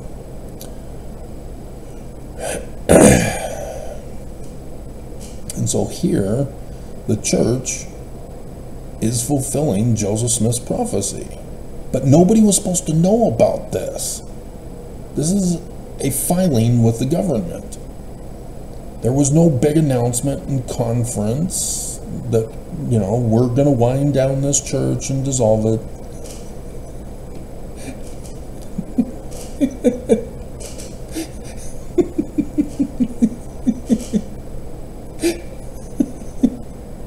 Can you imagine that?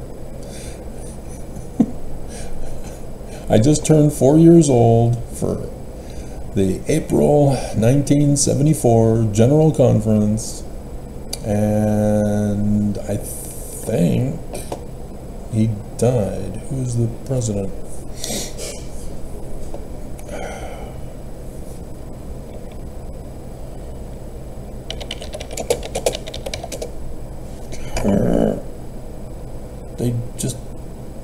They gave me the middle finger when I complained about AI.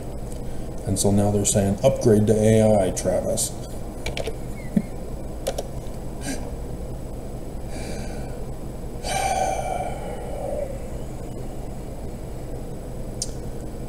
Okay.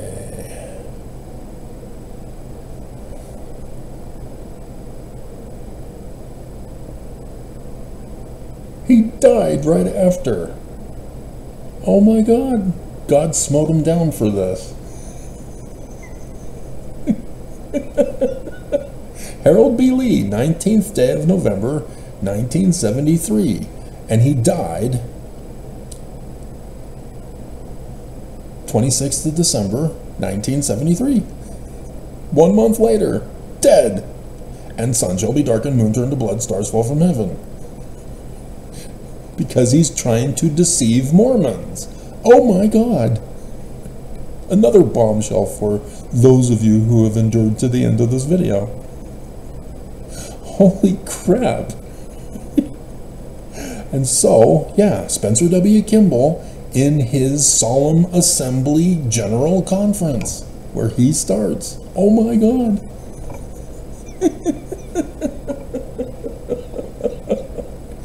And he's the one, God will not be mocked. That's Kimball.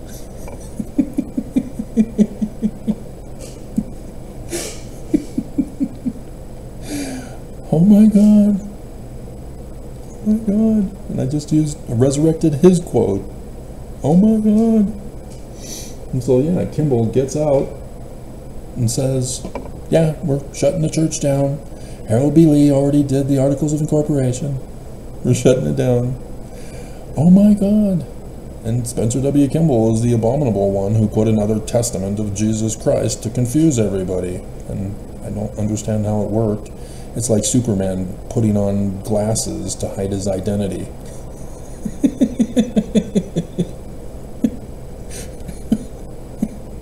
It worked so well for Superman. Why not do it to the Book of Mormon?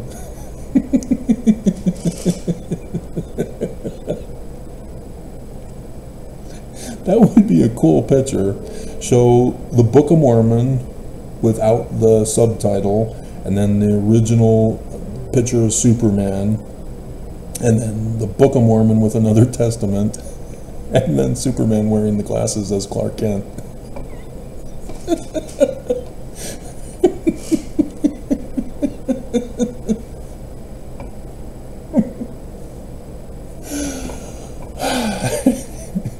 Everybody's fooled.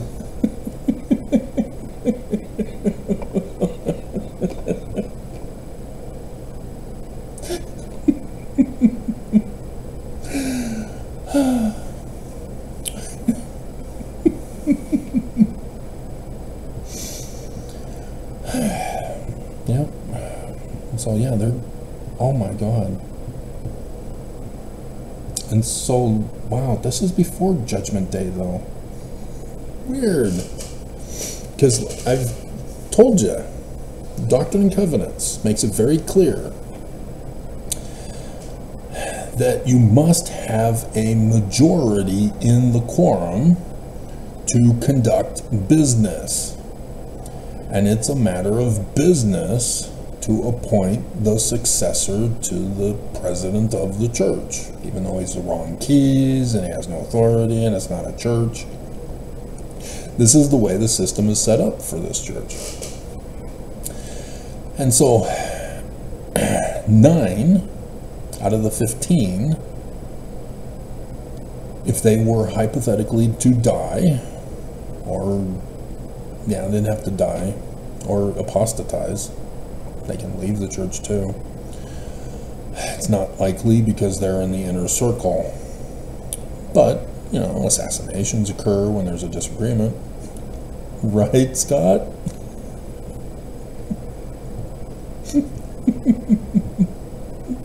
You don't remember that scandal? Family members were deeply concerned because he was telling them of disagreements, and so then the church came out after that in that conference and talked about, oh yeah, we disagree sometimes, but we all come to agree.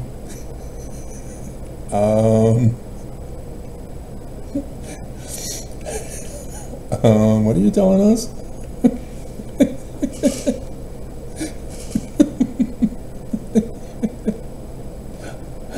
When the Spirit of the Lord comes over us, we all agree. What are you saying?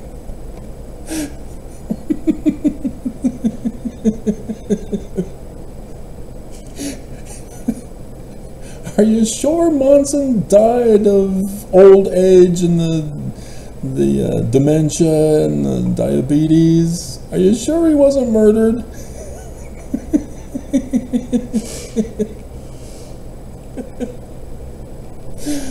Oh my God. Because that was interesting timing.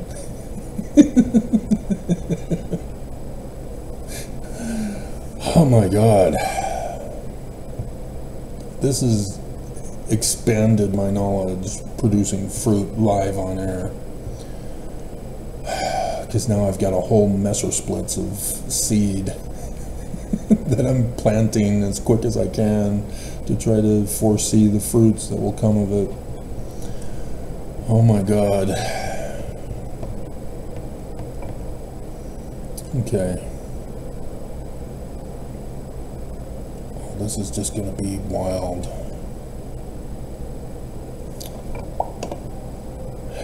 And you probably don't recall the video I did way years ago.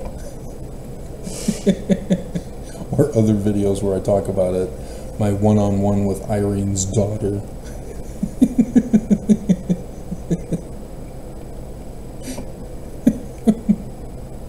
It was a tabernacle talk that he was giving. And then there's also the Kimberly connection too, to the Irenes. Yeah. And so, yeah, we'll do Irene's daughter first, because she was first.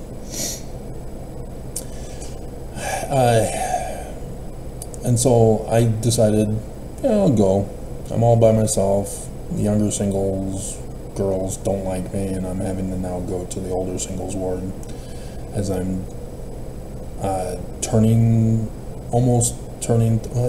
no, not yet. I'm still in the younger singles ward as it was in the tabernacle, not the conference center. So, yeah. And I went in, I was late, so the place was already packed up, but I did see next to a woman who had her books and stuff, purse, off to the side as if she were saving the seat for somebody. And I asked her, because at this point, nobody's supposed to be saving seats. But nonetheless, I was being nice. I said, are you saving that seat for somebody? And she said no. And so I sat down next to her, and she moved it closer to her so that we could sit down. I could sit down. And so we still have some time to wait before it starts. And I'm checking her out with my peripheral vision. It's what we do. We don't want to know that we're checking her out, because then she'd think we're creepy and stalking her and perverted. Which is what women want, but they don't want us to actually do it. It's weird. I don't get it. The TV shows that I'm watching are pointing that same thing out with the bathroom scene and young Sheldon. In connection with the letter. Anyway, and so I see her scriptures, and I see there's a name on it, and so I'm wanting to find out her name, and trying to put it into my associative memory so that I can remember her name, and see Irene, and I'm going, huh. And she goes, oh, yeah, I'm his daughter. She wanted me to know. And so then it starts, and we both listen. And then at the end of it, I turn over, still struggling to figure out what I'm going to say to her.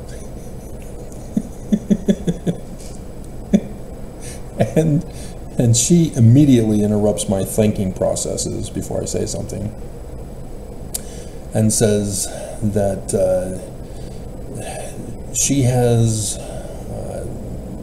the worst luck with men once they find out that she's his daughter, and then she gets up and runs away crying. Didn't even give me a chance. Anyway, so that was the daughter of Irene. I think she got married since then. I think some other guy was able to be there when she got desperate and didn't want to be alone for the rest of her life as a single cat lady.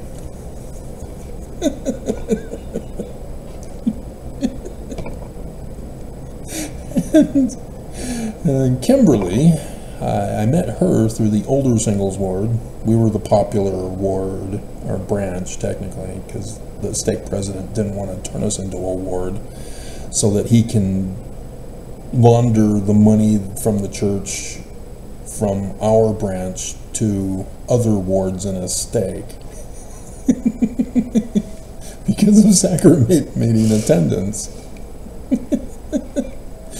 The highest sacrament meeting attendance numbers in all the world there at the Fort Union Boulevard Stake Center, right behind the firehouse, as the older singles ward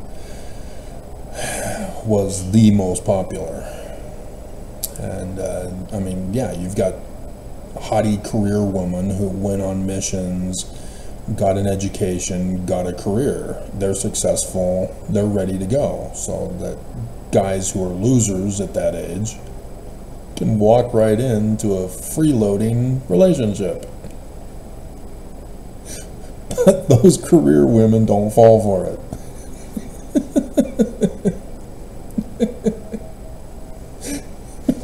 And so singlehood increases rather than getting married off.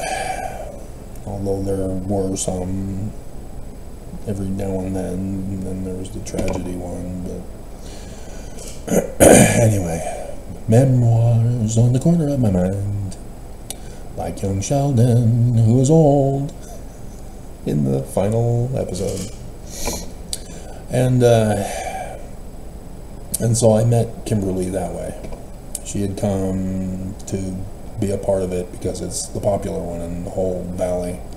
People from Provo come to ours, people from Bountiful, and even up further. There have been some people from Logan coming down to our sacrament meeting. We're that popular.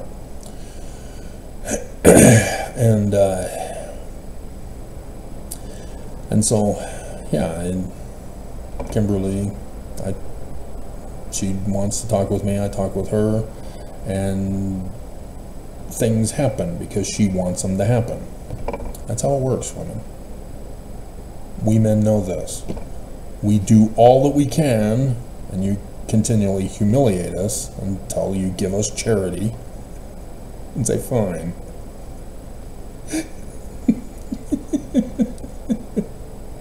See, Martin Lawrence, he's struggling because he ain't getting none. And it's annoying.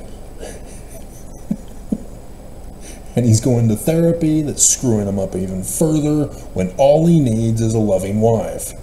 That's it. That's all. And she's not loving because she doesn't understand he's a cop.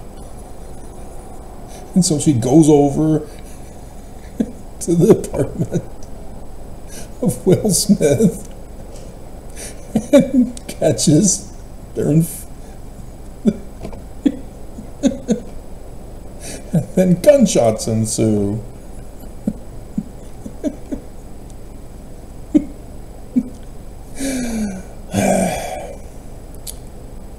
Anyway, moving on. And so yeah, I began a dating relationship with Kimberly, and so I'd go out to her place in Bountiful as she's an ex and she's got a couple of kids, and he apparently sabotaged me on a couple of occasions by contacting the cops to prevent her from having a new life as he went on and got a new wife, and still wanted to screw her over by claiming that he's poor and doesn't have a job, and yet he is doing stuff to get money in his new marriage relationship. And God, it's just the hatred that goes on between couples. You know, that when you're the victim, you have to be wise, because otherwise they're gonna run all over you.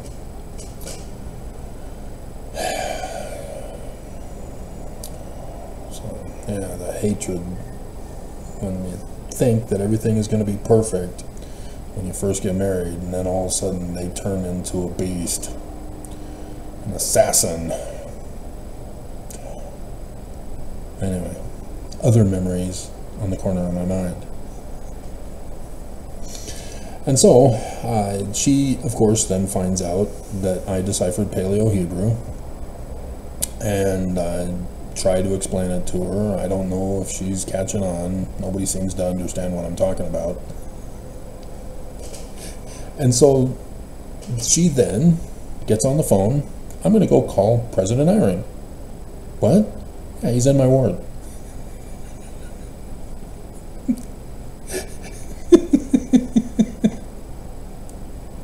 So she calls him up. Memorized. She has the number memorized. She doesn't look it up on a ward directory. She knows the number, calls it, right there in front of me. And Sister Eyring picks up. Hi, Sister Eyring, how you doing? Oh, I'm doing good, yeah. And then, hey, I know this guy, and he's deciphered Paleo-Hebrew, and she's explaining it to her. I'm going, I love you. Marry me.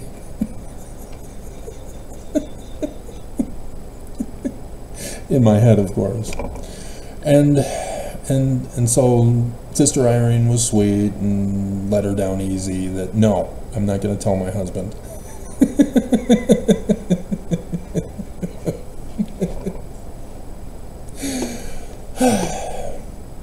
And so then one day, while I'm over at her place, we're having a discussion about the scriptures. I deciphered Paleo-Hebrew.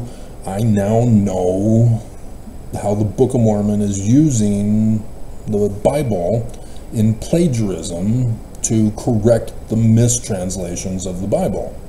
And so charity, for example, It's actually from the Greek word for agape, love.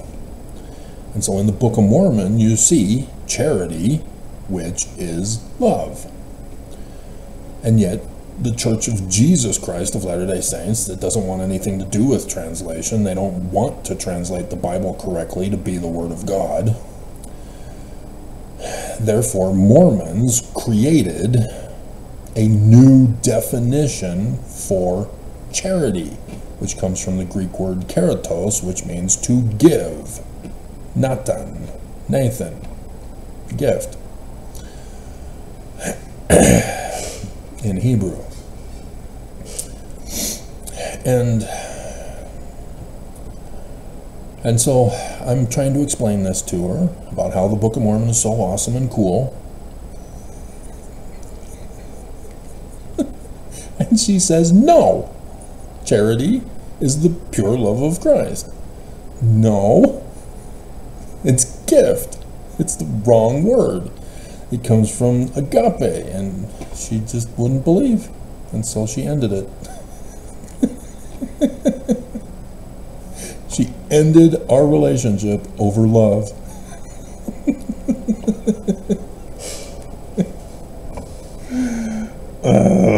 The story of my life. Okay. So we're done with this, aren't we? The Gedalia. Pay attention to the spelling. G-D-L, and then Yah, for God. Okay?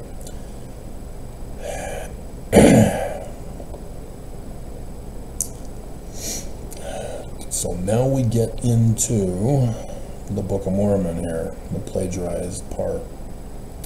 3rd Nephi chapter 3.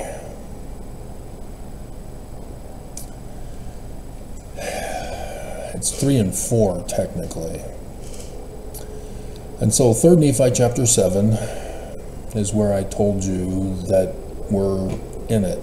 It was supposed to be 2020, but the enemy decided to turn that into a test run.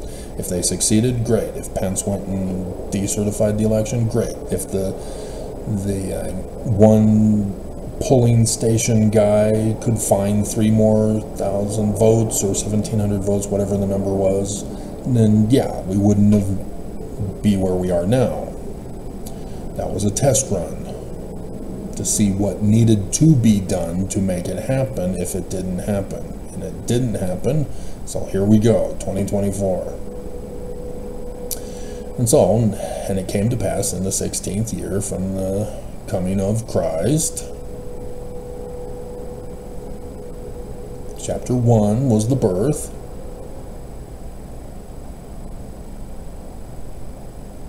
Chapter 2, Mormons are not interested in signs in the heaven anymore. And they're now following Lucifer. Say that signs in the heavens are of the devil instead. Okay? All of this is prophecy. It all happened. So the birth was the 23rd September 2017, Revelation chapter 12. From the Samuel Lamanite. Did that video again, not too long ago. Again. Probably again. 8,000 videos, guys. And so this is the time period of the latter days, the whole Book of Mormon, but this is a separate book retelling the stories. And so Laconius, the governor of the land, before the second coming. Okay? Catching on? Received an epistle from the leader of the governor of this band of robbers.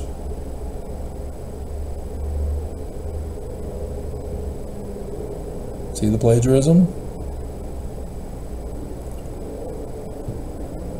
people generalize and say the 1769, whatever version of the King James Version of the Bible. But I've only seen one person that identifies the Bible passages, but they don't have all of them. There's far more plagiarism from the Bible. And so there, I didn't lie in the title of the video, whatever it's going to be. But you need to understand this. They're putting in the plagiarism for a reason in the particular place where they put it. And so here, about the assassination of the governor over Judah that Babylon conquered. See, this is after the birth sign.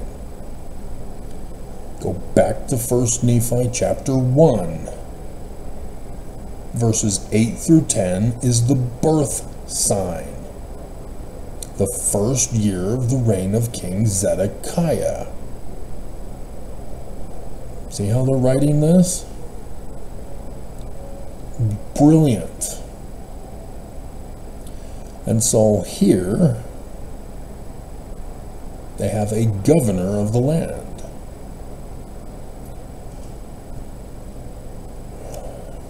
And 16 is 2 sets of 4. Oh my God. Joseph Smith's second vision. Exact pattern match for the second vision of Lehi. 23rd September 2017.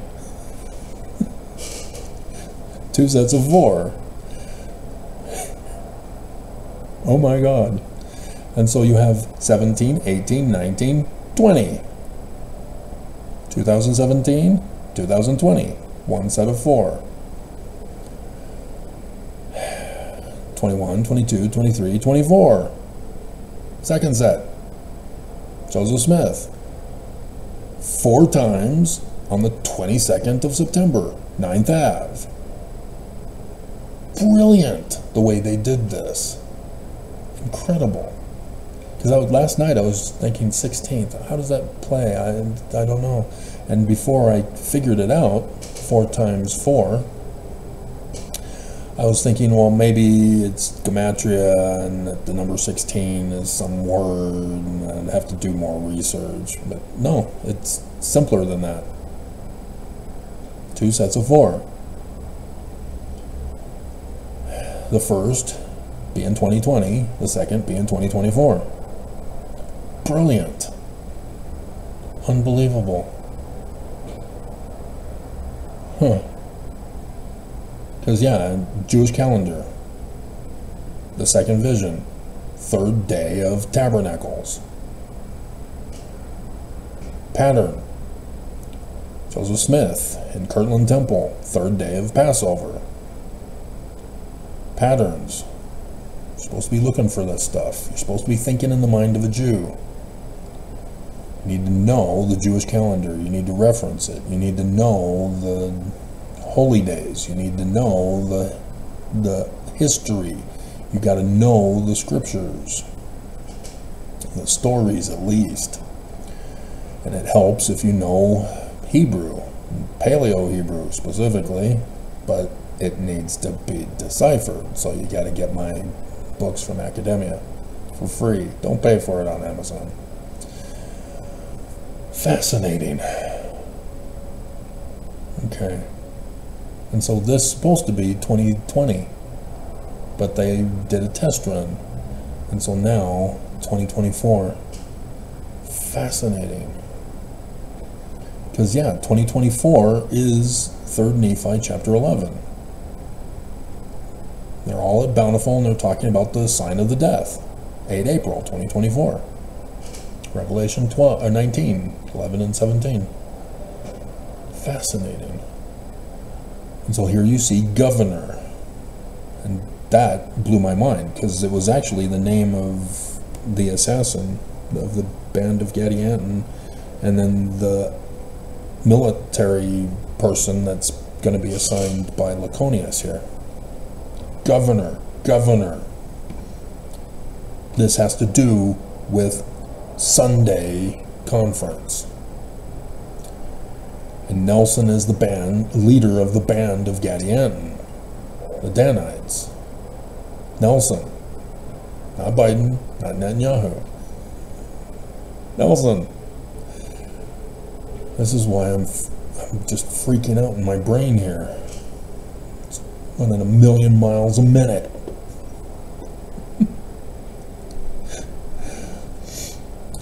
Okay, so he was the most noble and chief governor of the land. And so yes, governor, he's the chief judge and governor, the president.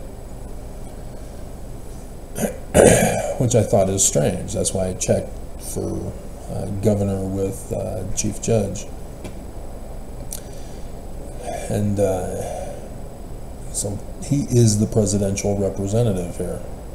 And Nelson is the president of the church, and Netanyahu is the presiding thing, though there's another guy that sort of has more ranking than him. It's slightly different in Israel's government.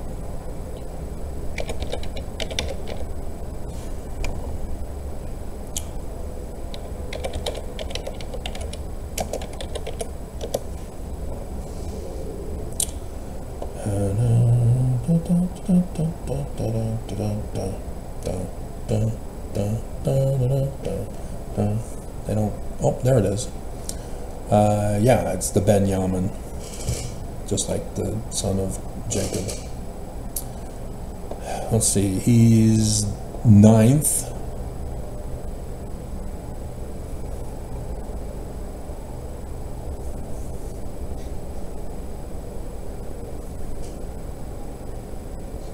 Oh my God.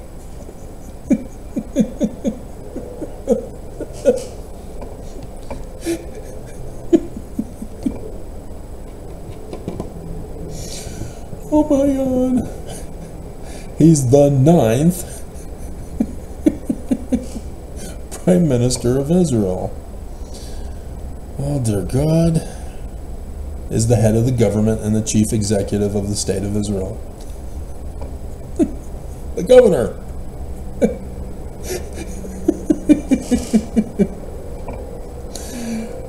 Oh my God.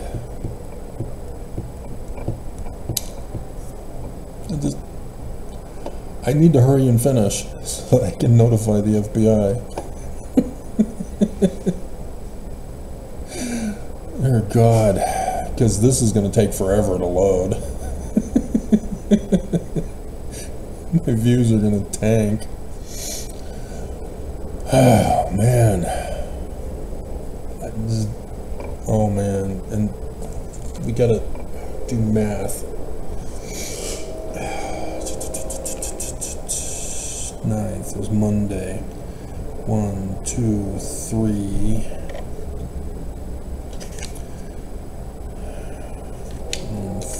4 minus 1. 4 weeks? Oh my God.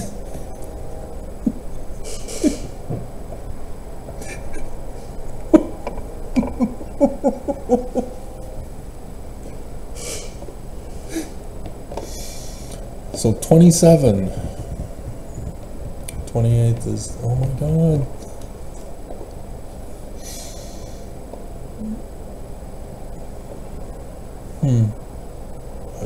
Okay. Yeah, my mind is trying to take me away into tangents here. So let me summarize this for you. You can read over it in greater detail. He makes accusations. He's trying to justify that he is the rightful leader, not Laconius, and that the land belongs to the Gidonai. Yeah, Giddian High. In verse 9, I am the governor of the secret society of Gadianton. It's the Civil War thing where they had the Confederate president who didn't acknowledge Abraham Lincoln as the official president. And so you're seeing that in America. Everybody assumes Trump is the legitimate president, and they do not acknowledge Biden. You're seeing this pattern being played out here. And so that's the way this MAGA group thinks. They do not acknowledge Biden as president. They do not acknowledge him as being in charge of the land. MAGA believes this is their land. It's their right to rule over all of us. And Project 2025 is their abominable platform. The threat is real, and it's the Church of Jesus Christ of Latter-day Saints, because they believe this land is their land. That they are the rightful rulers. Nelson is the king. Nelson is Jesus. They just don't want you to believe and understand that, know about it. And, dear God, because that's why they call him the prophet, rather than President Russell Marion Nelson. You got to pay attention to why and what they're saying. Instead of saying President Russell Marion Nelson told us, they say the prophet told us. Oakes tells those sister missionary and the missionaries in Las Vegas, the prophet, for a reason. Deuteronomy 18:15-19, the Jewish Christ. And so Muhammad does it as well. He's called the prophet by Islamists because he replaced the Jewish Christ. Nelson is the replacement of the Jewish Christ. He's the false Christ. And he himself is an antichrist because he's against the Jewish Christ. Instead, Expo Nevermo's only heard lazy learners and lax disciples. And so he's talking about enslaving people and getting back the rule, put everybody in bondage. And he says, I'm not wanting to enslave you. You can be our brethren and partners of all our substance that we stole from you. That rightfully belongs to us. That's why they steal. It's not considered stealing. It's their property. Give it back. Theft is 9/10 of the law. And that's the Danites. That's how they thought about it. It's not immoral or adultery or polygamy. Jesus. It's not theft. Jesus, it's ours. Give it back to us.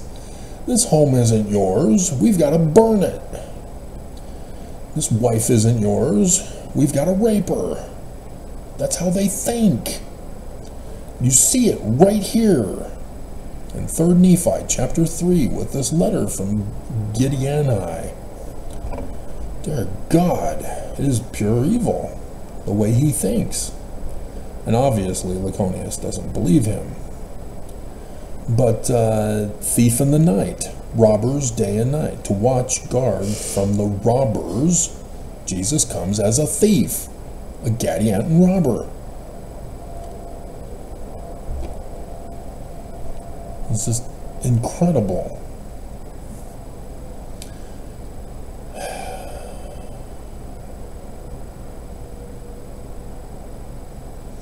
And so great were the words and prophecies of Laconius that they did cause fear to come upon all the people. The Mormons don't believe. They're not in fear. All of the prophecies and the words that have come to pass from me? No, Mormons aren't listening. I can't hear you. I'm going to be saved in ignorance.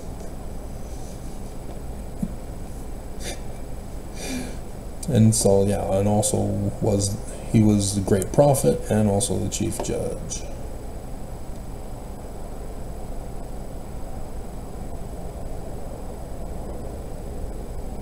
Gideoni. Oh, this is Captain Moroni. Yeah, okay, this is the guy that Laconius calls. Now the chiefest among all the chief captains and the great commander of all the armies of the Nephites was appointed, and his name was Gidgiddoni. And so this is what I was trying to find, and I couldn't spell it right, and the program wouldn't cooperate. And eventually found the other guy, the leader of the Danites, the governor. And so he's a great prophet and a chief judge. He's the Christ figure here. He has the spirit of revelation, day and hour, and prophecy. Predictions of the future with the days and the hours of revelation. This is the Christ guy. That's me. Interesting. Let us go up into the mountains of Ephraim in the wilderness of the desert. Oh my God.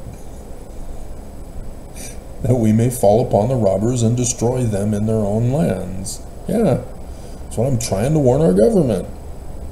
These people are the band of Gadianton trying to overthrow America. Hello, FBI, are you listening? Bigfoot didn't take it. National treasure. Diane Kruger. Do I look pregnant?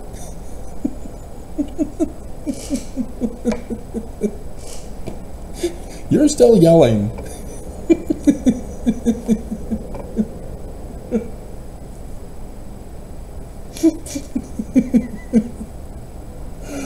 Oh my God. Okay. I don't think I wrote it down. 3rd Nephi 18. 3rd Nephi 4. Nope, I didn't. Okay. Because there was something else. It was probably governor. And also the chief judge. Maybe not. Oh, bountiful. Yeah, this also caught my attention.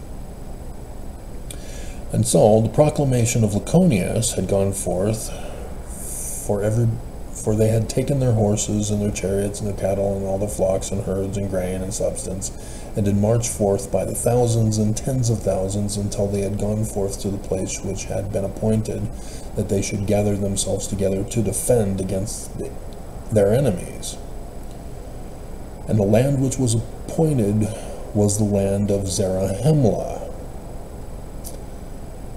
Salt Lake City, and the land which was between the land Zarahemla and the land Bountiful, Ensign Peak. Yea, to the line which was between the land Bountiful and the land of Desolation.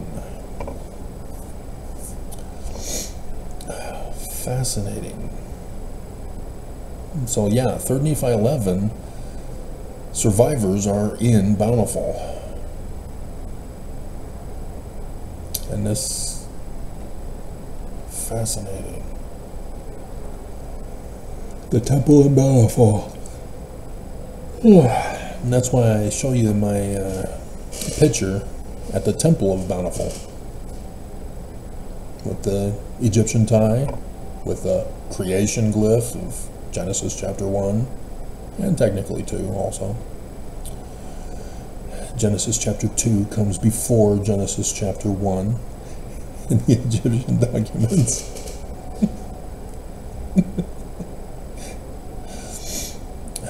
But the Jewish author was doing something different with the text. God. And so thus why I've been putting it with 8 April solar eclipse, is to try to help people figure it out. You know, I have props in the background for a reason, people. I want you guys to figure it out. This is for faith, it's not for signs. I don't expect anybody. I think you're stupid if you're just going to say, oh, he's got the snake staff, it must be him. I now believe. No, you're supposed to believe first, and then you go, Oh, he's got a snake staff. Oh, that's so cool. That's how it's supposed to work.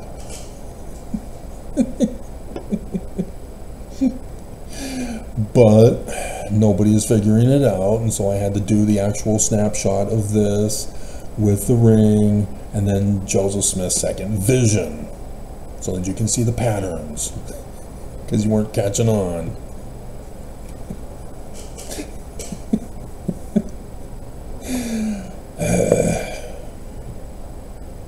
Okay. And so, yeah, this is the war for the latter days, the Civil War. Dear God. So Laconius is the one who gets assassinated then, isn't it? See, this is similar to Captain Moroni and Pahoran. Pahoran is Laconius.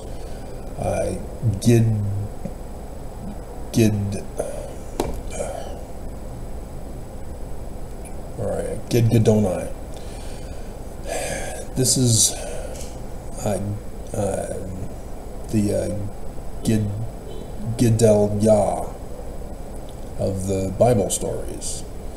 They took Gedalia and took the L and made Laconius for the governor, and then Gidgidoni is a chief captain and the great commander of the armies, whereas he has the G and the D. And then Onai, it's actually Donai because the double D, so it's Gid Donai, Adonai, Lord. Lord is also Yah. It's just a different title, different God, but it's the same concept. And so this is what they're doing with Gidgidoni, and why they named him the way they named him is because Gedalia is Gid for Gidgidoni, and then Laconius for the L, and then the Yah is Adonai. So it's a little tricky. You got to know your Hebrew to figure this out. And so there are people who have figured out that Mormon are two names. Mor for Morgan, William Morgan, 9/11/1826. They just don't know what it means and how it connects into the big picture. They just think fraud. No! And then Mun is for Monroe, Thomas Monroe or Timothy Monroe, whoever the name was, who was found wearing William Morgan's clothes there at Niagara Falls, so that William Morgan can go free. And so, yes, again, it's the same concept. It seems like Thomas Monroe, whatever the first name is, was going to be the assassin of William Morgan. And so the whole Book of Mormon is about this, an assassination, and about the latter days. Wow, there's another one for you in this video. For those who endured to the end. Dear God, we only have 1 week left.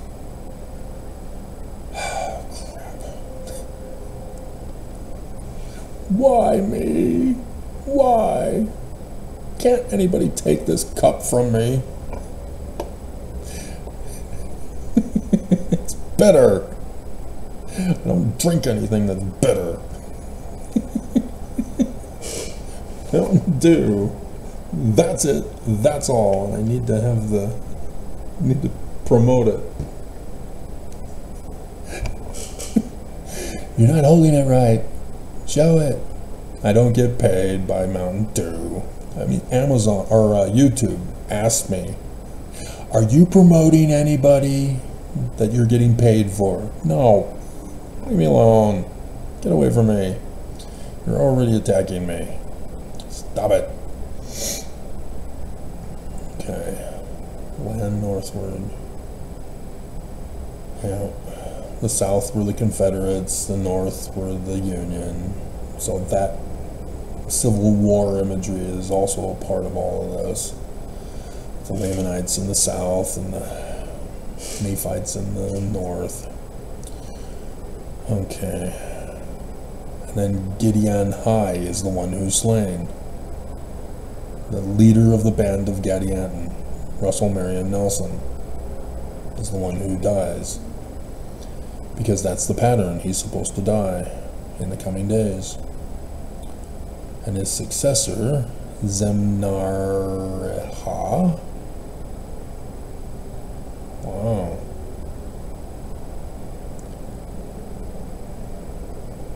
That is interesting. Now the question is it a Z or is it a Tzadeh? Interesting. Because that would make a difference in the meaning. I can see it as being a Tzadeh. Because as a Tzadeh, it would be the throne symbol as the prefix determinative. And then you have the M and N for Melchizedek, high priest and king. And then the R for God symbol. And then Yah. Not quite Yah.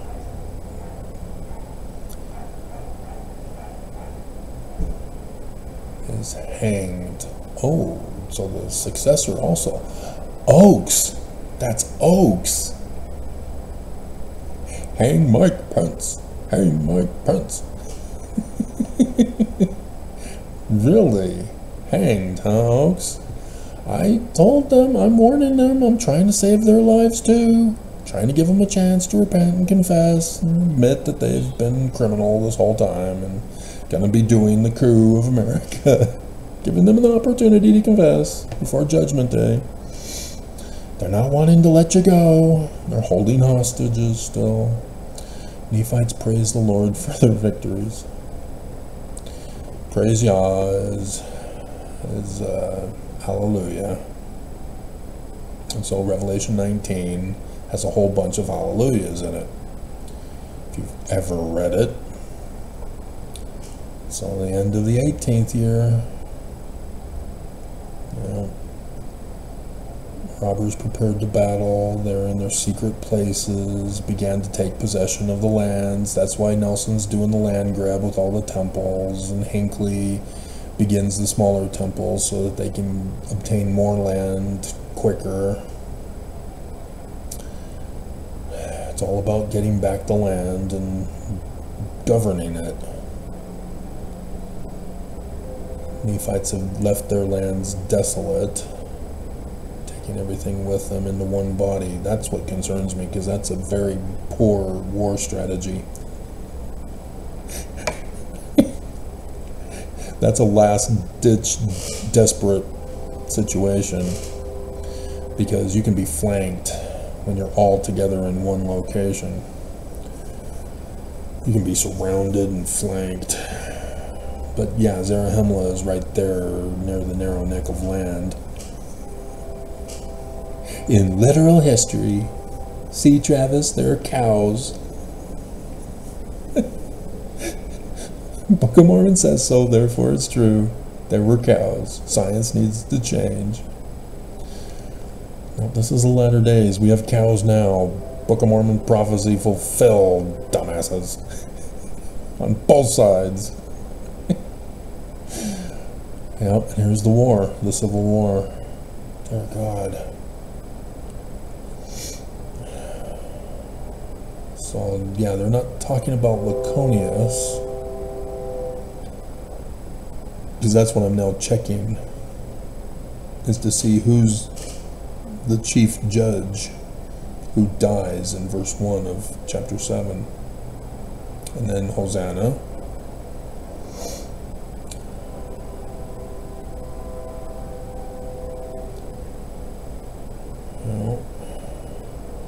Hosanna shout.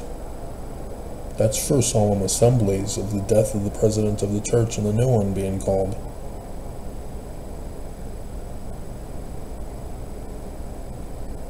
Hosanna, Hosanna to God and the Lamb. I've got the clip. Got the clip. I've put it in videos, I think. It's been a while. It's 2018 in April. Their abominations and whoredoms, sins. So yeah, there's forced conversion of the Mormons after losing the battle in 5. Interesting, the fall of the great and abominable church and the exposure of the secret combination. They did put an end to those wicked and secret abominable combinations. And so many murders committed. Oh my God.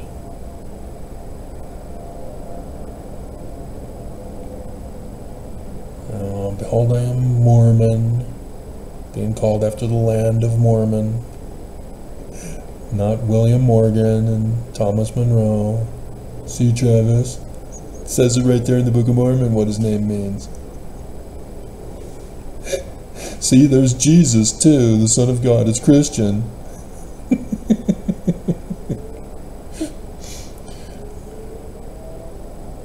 Yea, a small record of that which hath taken place from the time that Lehi left Jerusalem, even down to the present time. 2020.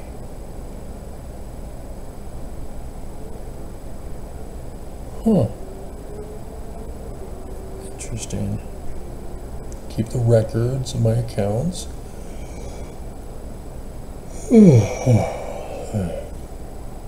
Well, he's again reminding you that it was supposed to be 2020 as the first attempt.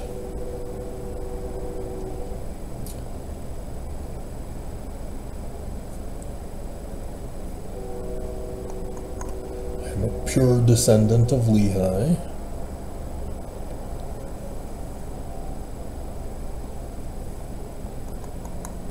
You do know Jesus is the reverse of Isaiah. That's why Jesus is used by the Jewish authors, because Jesus is the story form version of the prophecies of Isaiah, thus not literal history.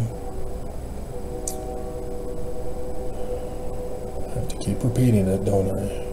It's near the end, or it's 4 hours in. 3 hours technically. Remnant of the seed of Joseph to the knowledge of the Lord. Seed of Joseph. Yeah, Joseph Smith Sr. Mormons. The house of Israel. Oh my God. Seed of Jacob. They say Jacob rather than Israel.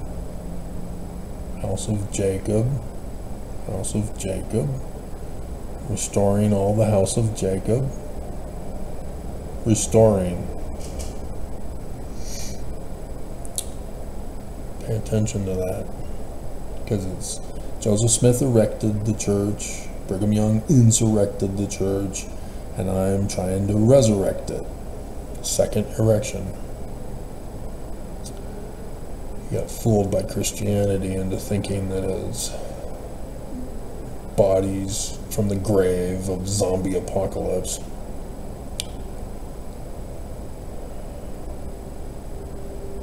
Okay, and then cows in chapter 6. They'd eaten up all their pets.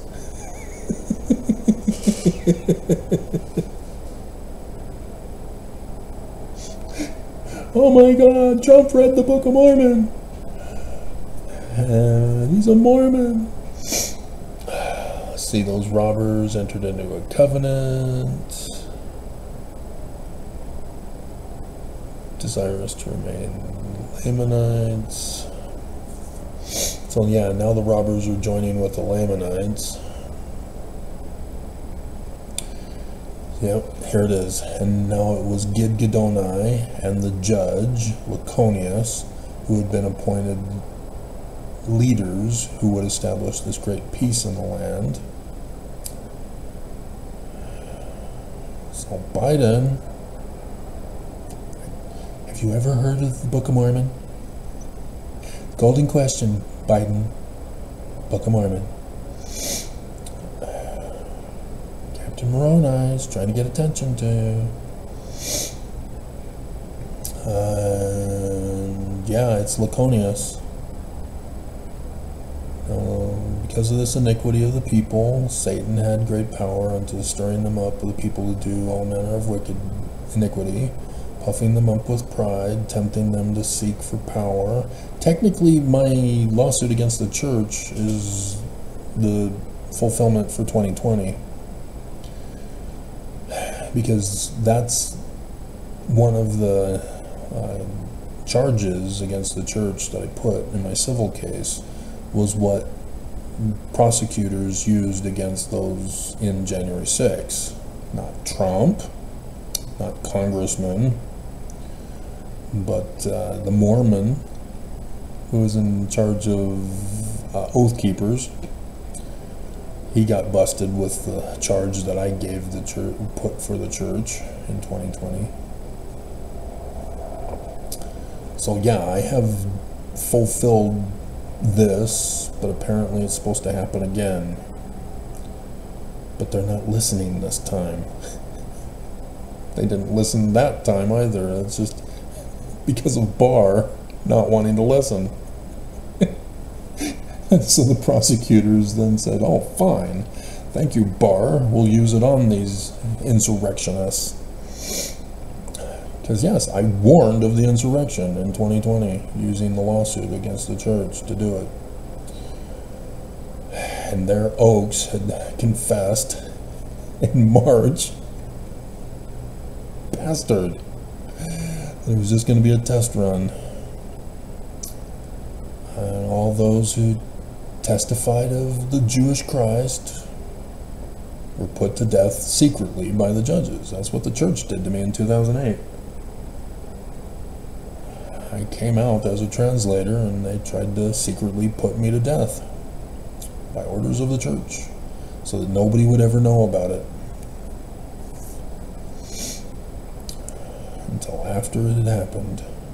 Whatever happened to Travis? Oh, he's dead? Oh.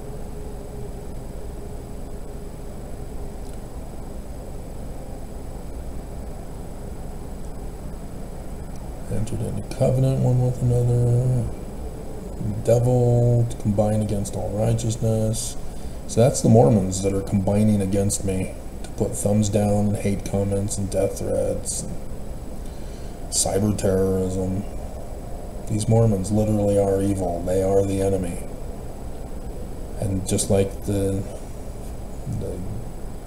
leader, the governor of the secret band of Gadianton, they think they are justified in being evil. And so, here we are at it's Laconius. He's the one that gets assassinated. It's Biden. Oh crap. And they did covenant one with another to destroy the governor and to establish a king over the land. That the land should no more be at liberty with the constitutional republic of King Moses Yah. Remember, they combine Hebrew words together for Book of Mormon names? And so, yep, sure enough, 3rd Nephi 7. This is what's coming in the coming days for the election. They did not establish a king. Trump is going to lose. I told you. Should have been paying attention. He's purposely tanking his election chances. And he's rigging it as a backup. He doesn't want to try to win. That's too much work.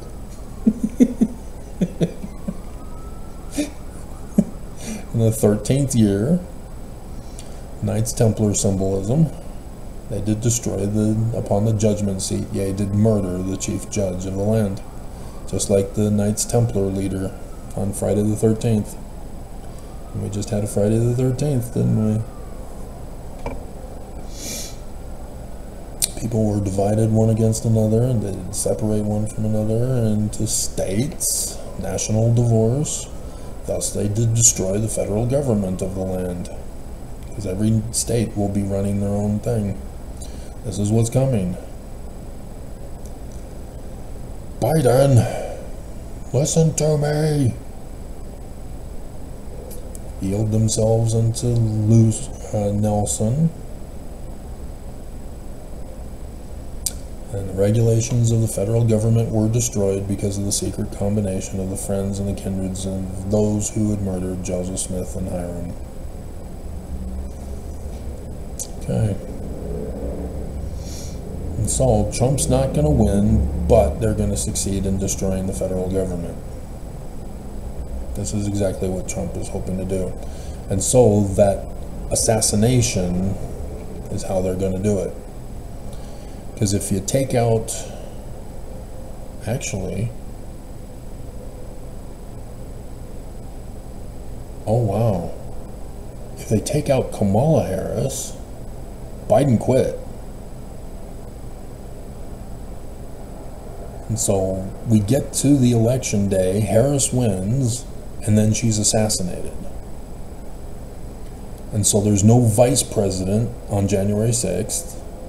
The election's decertified, but nobody accepts it because Harris is assassinated. So Trump still can't get in. But there's total chaos as all of the MAGA states now refuse to accept Tim Walsh guy as the acting president since they decertified the election. Oh my God, this is going to be a nightmare. Wow.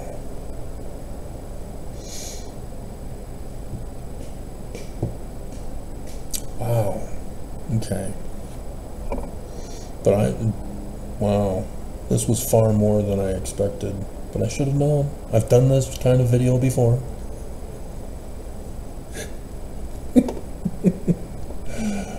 Oh my God. Huh.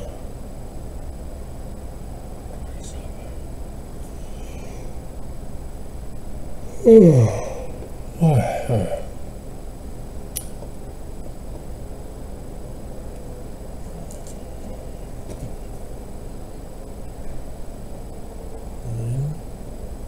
18, 27.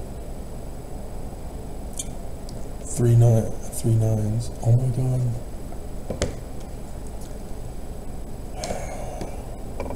There's no. Oh my God. On 9/9, Nelson turned 100, and so he'll be 127 days on the Sunday conference, which are 3 nines. So again, the nines are still in play, even though Nelson turned 100. The 101 entered in a covenant who destroyed the government.